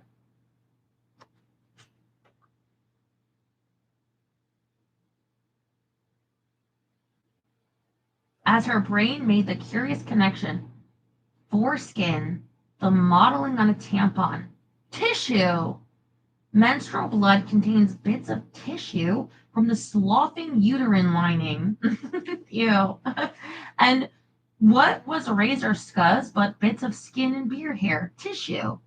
Sandra Bullock's hankies and toothbrush? They'd be loaded with cells, some from the nose, others from delicate cheek cells inside the mouth, just like Julia Roberts' sheets, full of skin cells and hair scoffed off by friction as she slept. They'd taken a more direct and blunt approach with Brad and Aniston. They chopped a piece out of Brad's butt and pulled Jennifer Aniston's hair out by the roots and collected their tissue samples. She could sense the answer just beyond her grasp, like the perfumed hint of flowers born on a summer night's breeze. She thought of Sheikh Ahmad Abdullah. What did a man who was obsessed with control and power do with bits and pieces of other people's bodies? Power was the key, wasn't it? What does a witch do with the pieces he collects?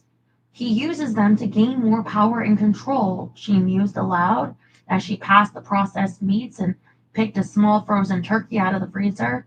She'd bet that Sheila hadn't had a stuffed turkey dinner any time recently.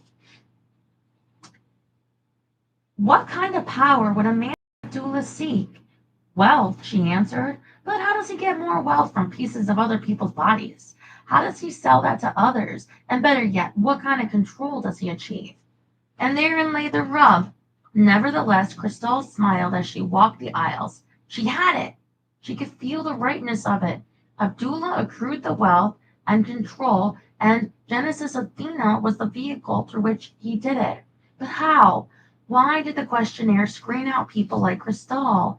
Who was it meant to pass? And why?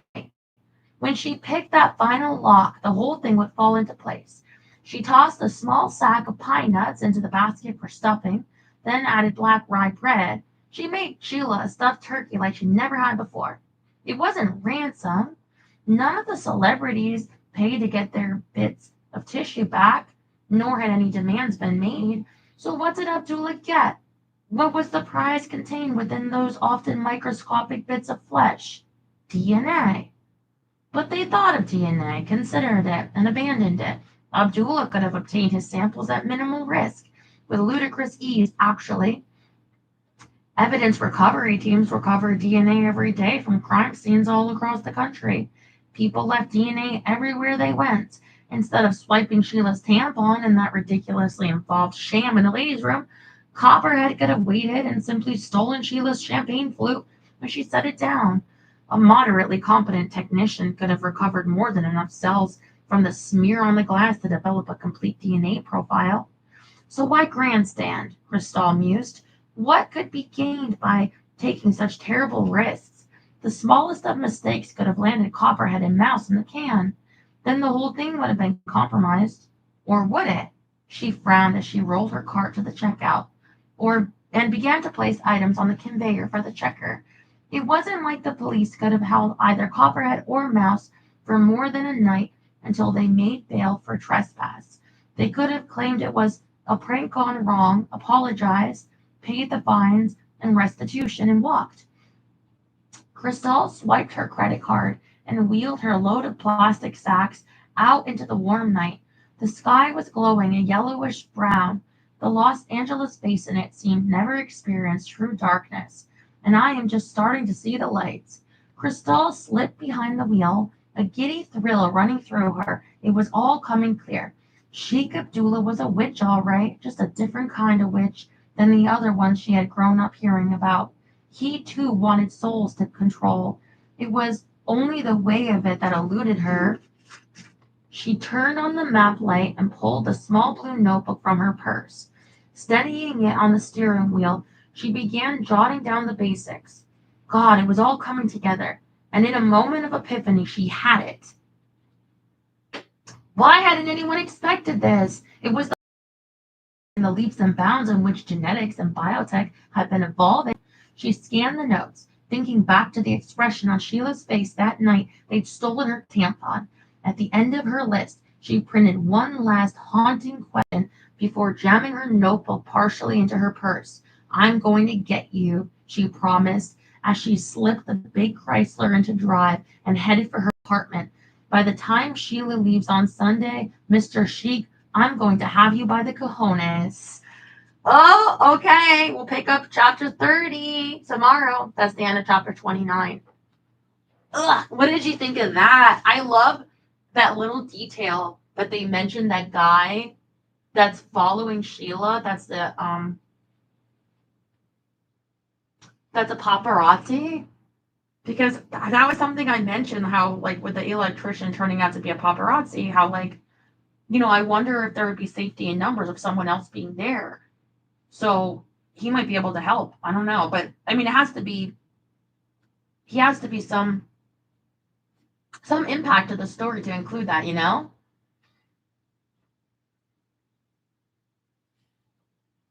But, of course, going to going to Stalls, oh, I have to pee. Oh, what would be fun? What do you think? Oh. What would be fun? Look at this. There's something about Mary, right? I'm not good at hair things. If I had, like, jeans on, and I did a little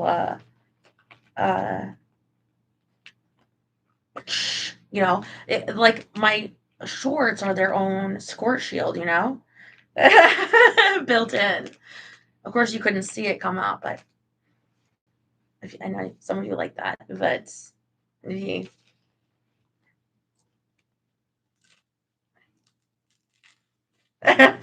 What do you think? Anyway.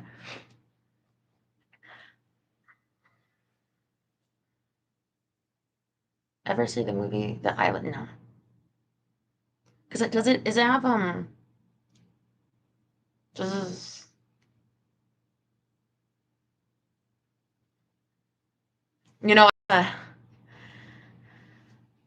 well, I saw half of it. I'm gonna see the rest of it. I can send it to you. And you know where I saw this video?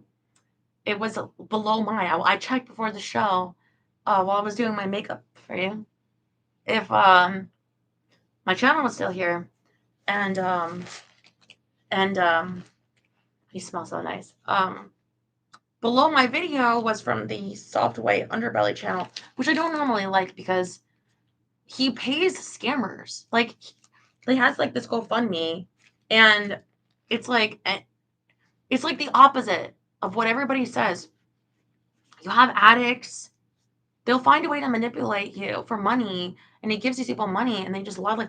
Like this one family, they lied about their father being dead and needing money for the funeral, who was alive. Anyway, the point is, it was like called like Woman Who Has OCD, and she says in it, this part that I was able, because I didn't see the whole thing because I'm here, but she said in it like the OCD is like a dumbing illness or something, like it takes over your mind. That's how I feel right now.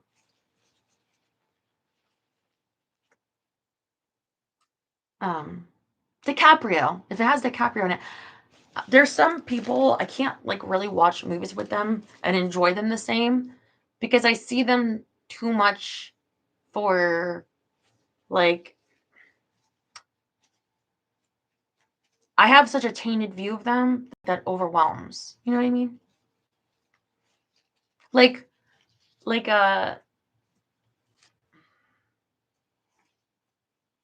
like Terry mentioned, read The Art of the Deal. I would never read The Art of the Deal to you guys.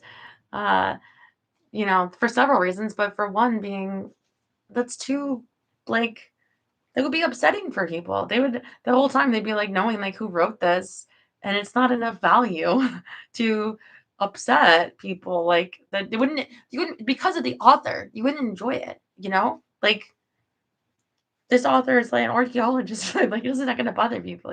But he's too upsetting that I can't enjoy it. Yeah.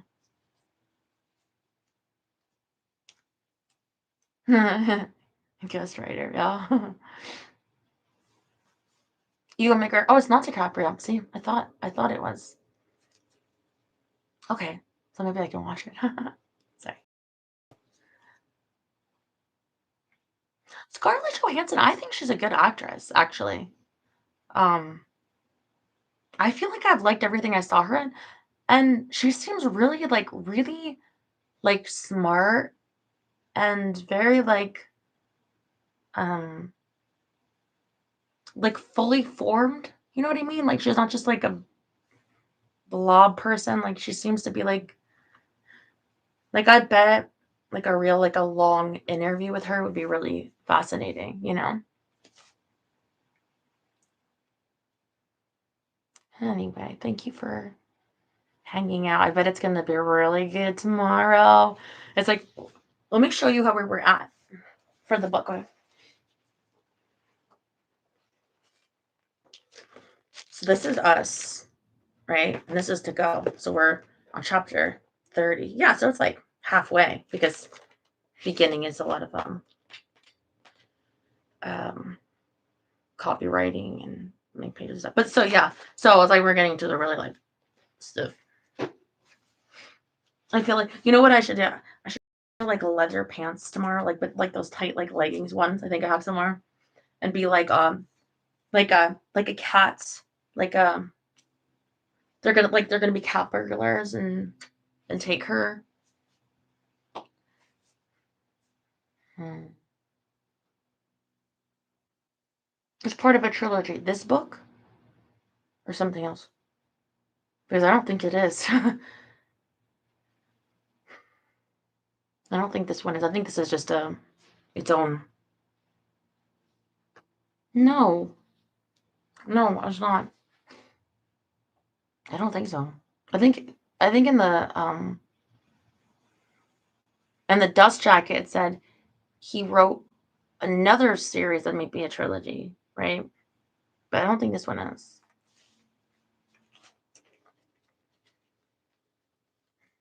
I could be wrong, but I'm hoping I just have answers.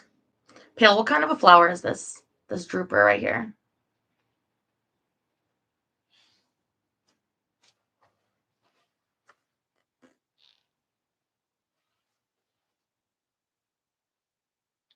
What was I gonna say? I'm hungry. I'm so glad I wasn't banned tonight.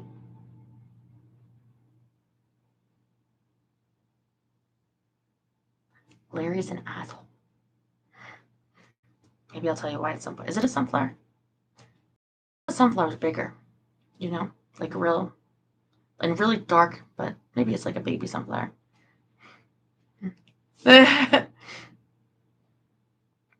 Yeah.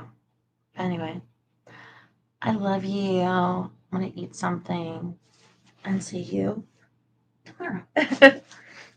Mwah.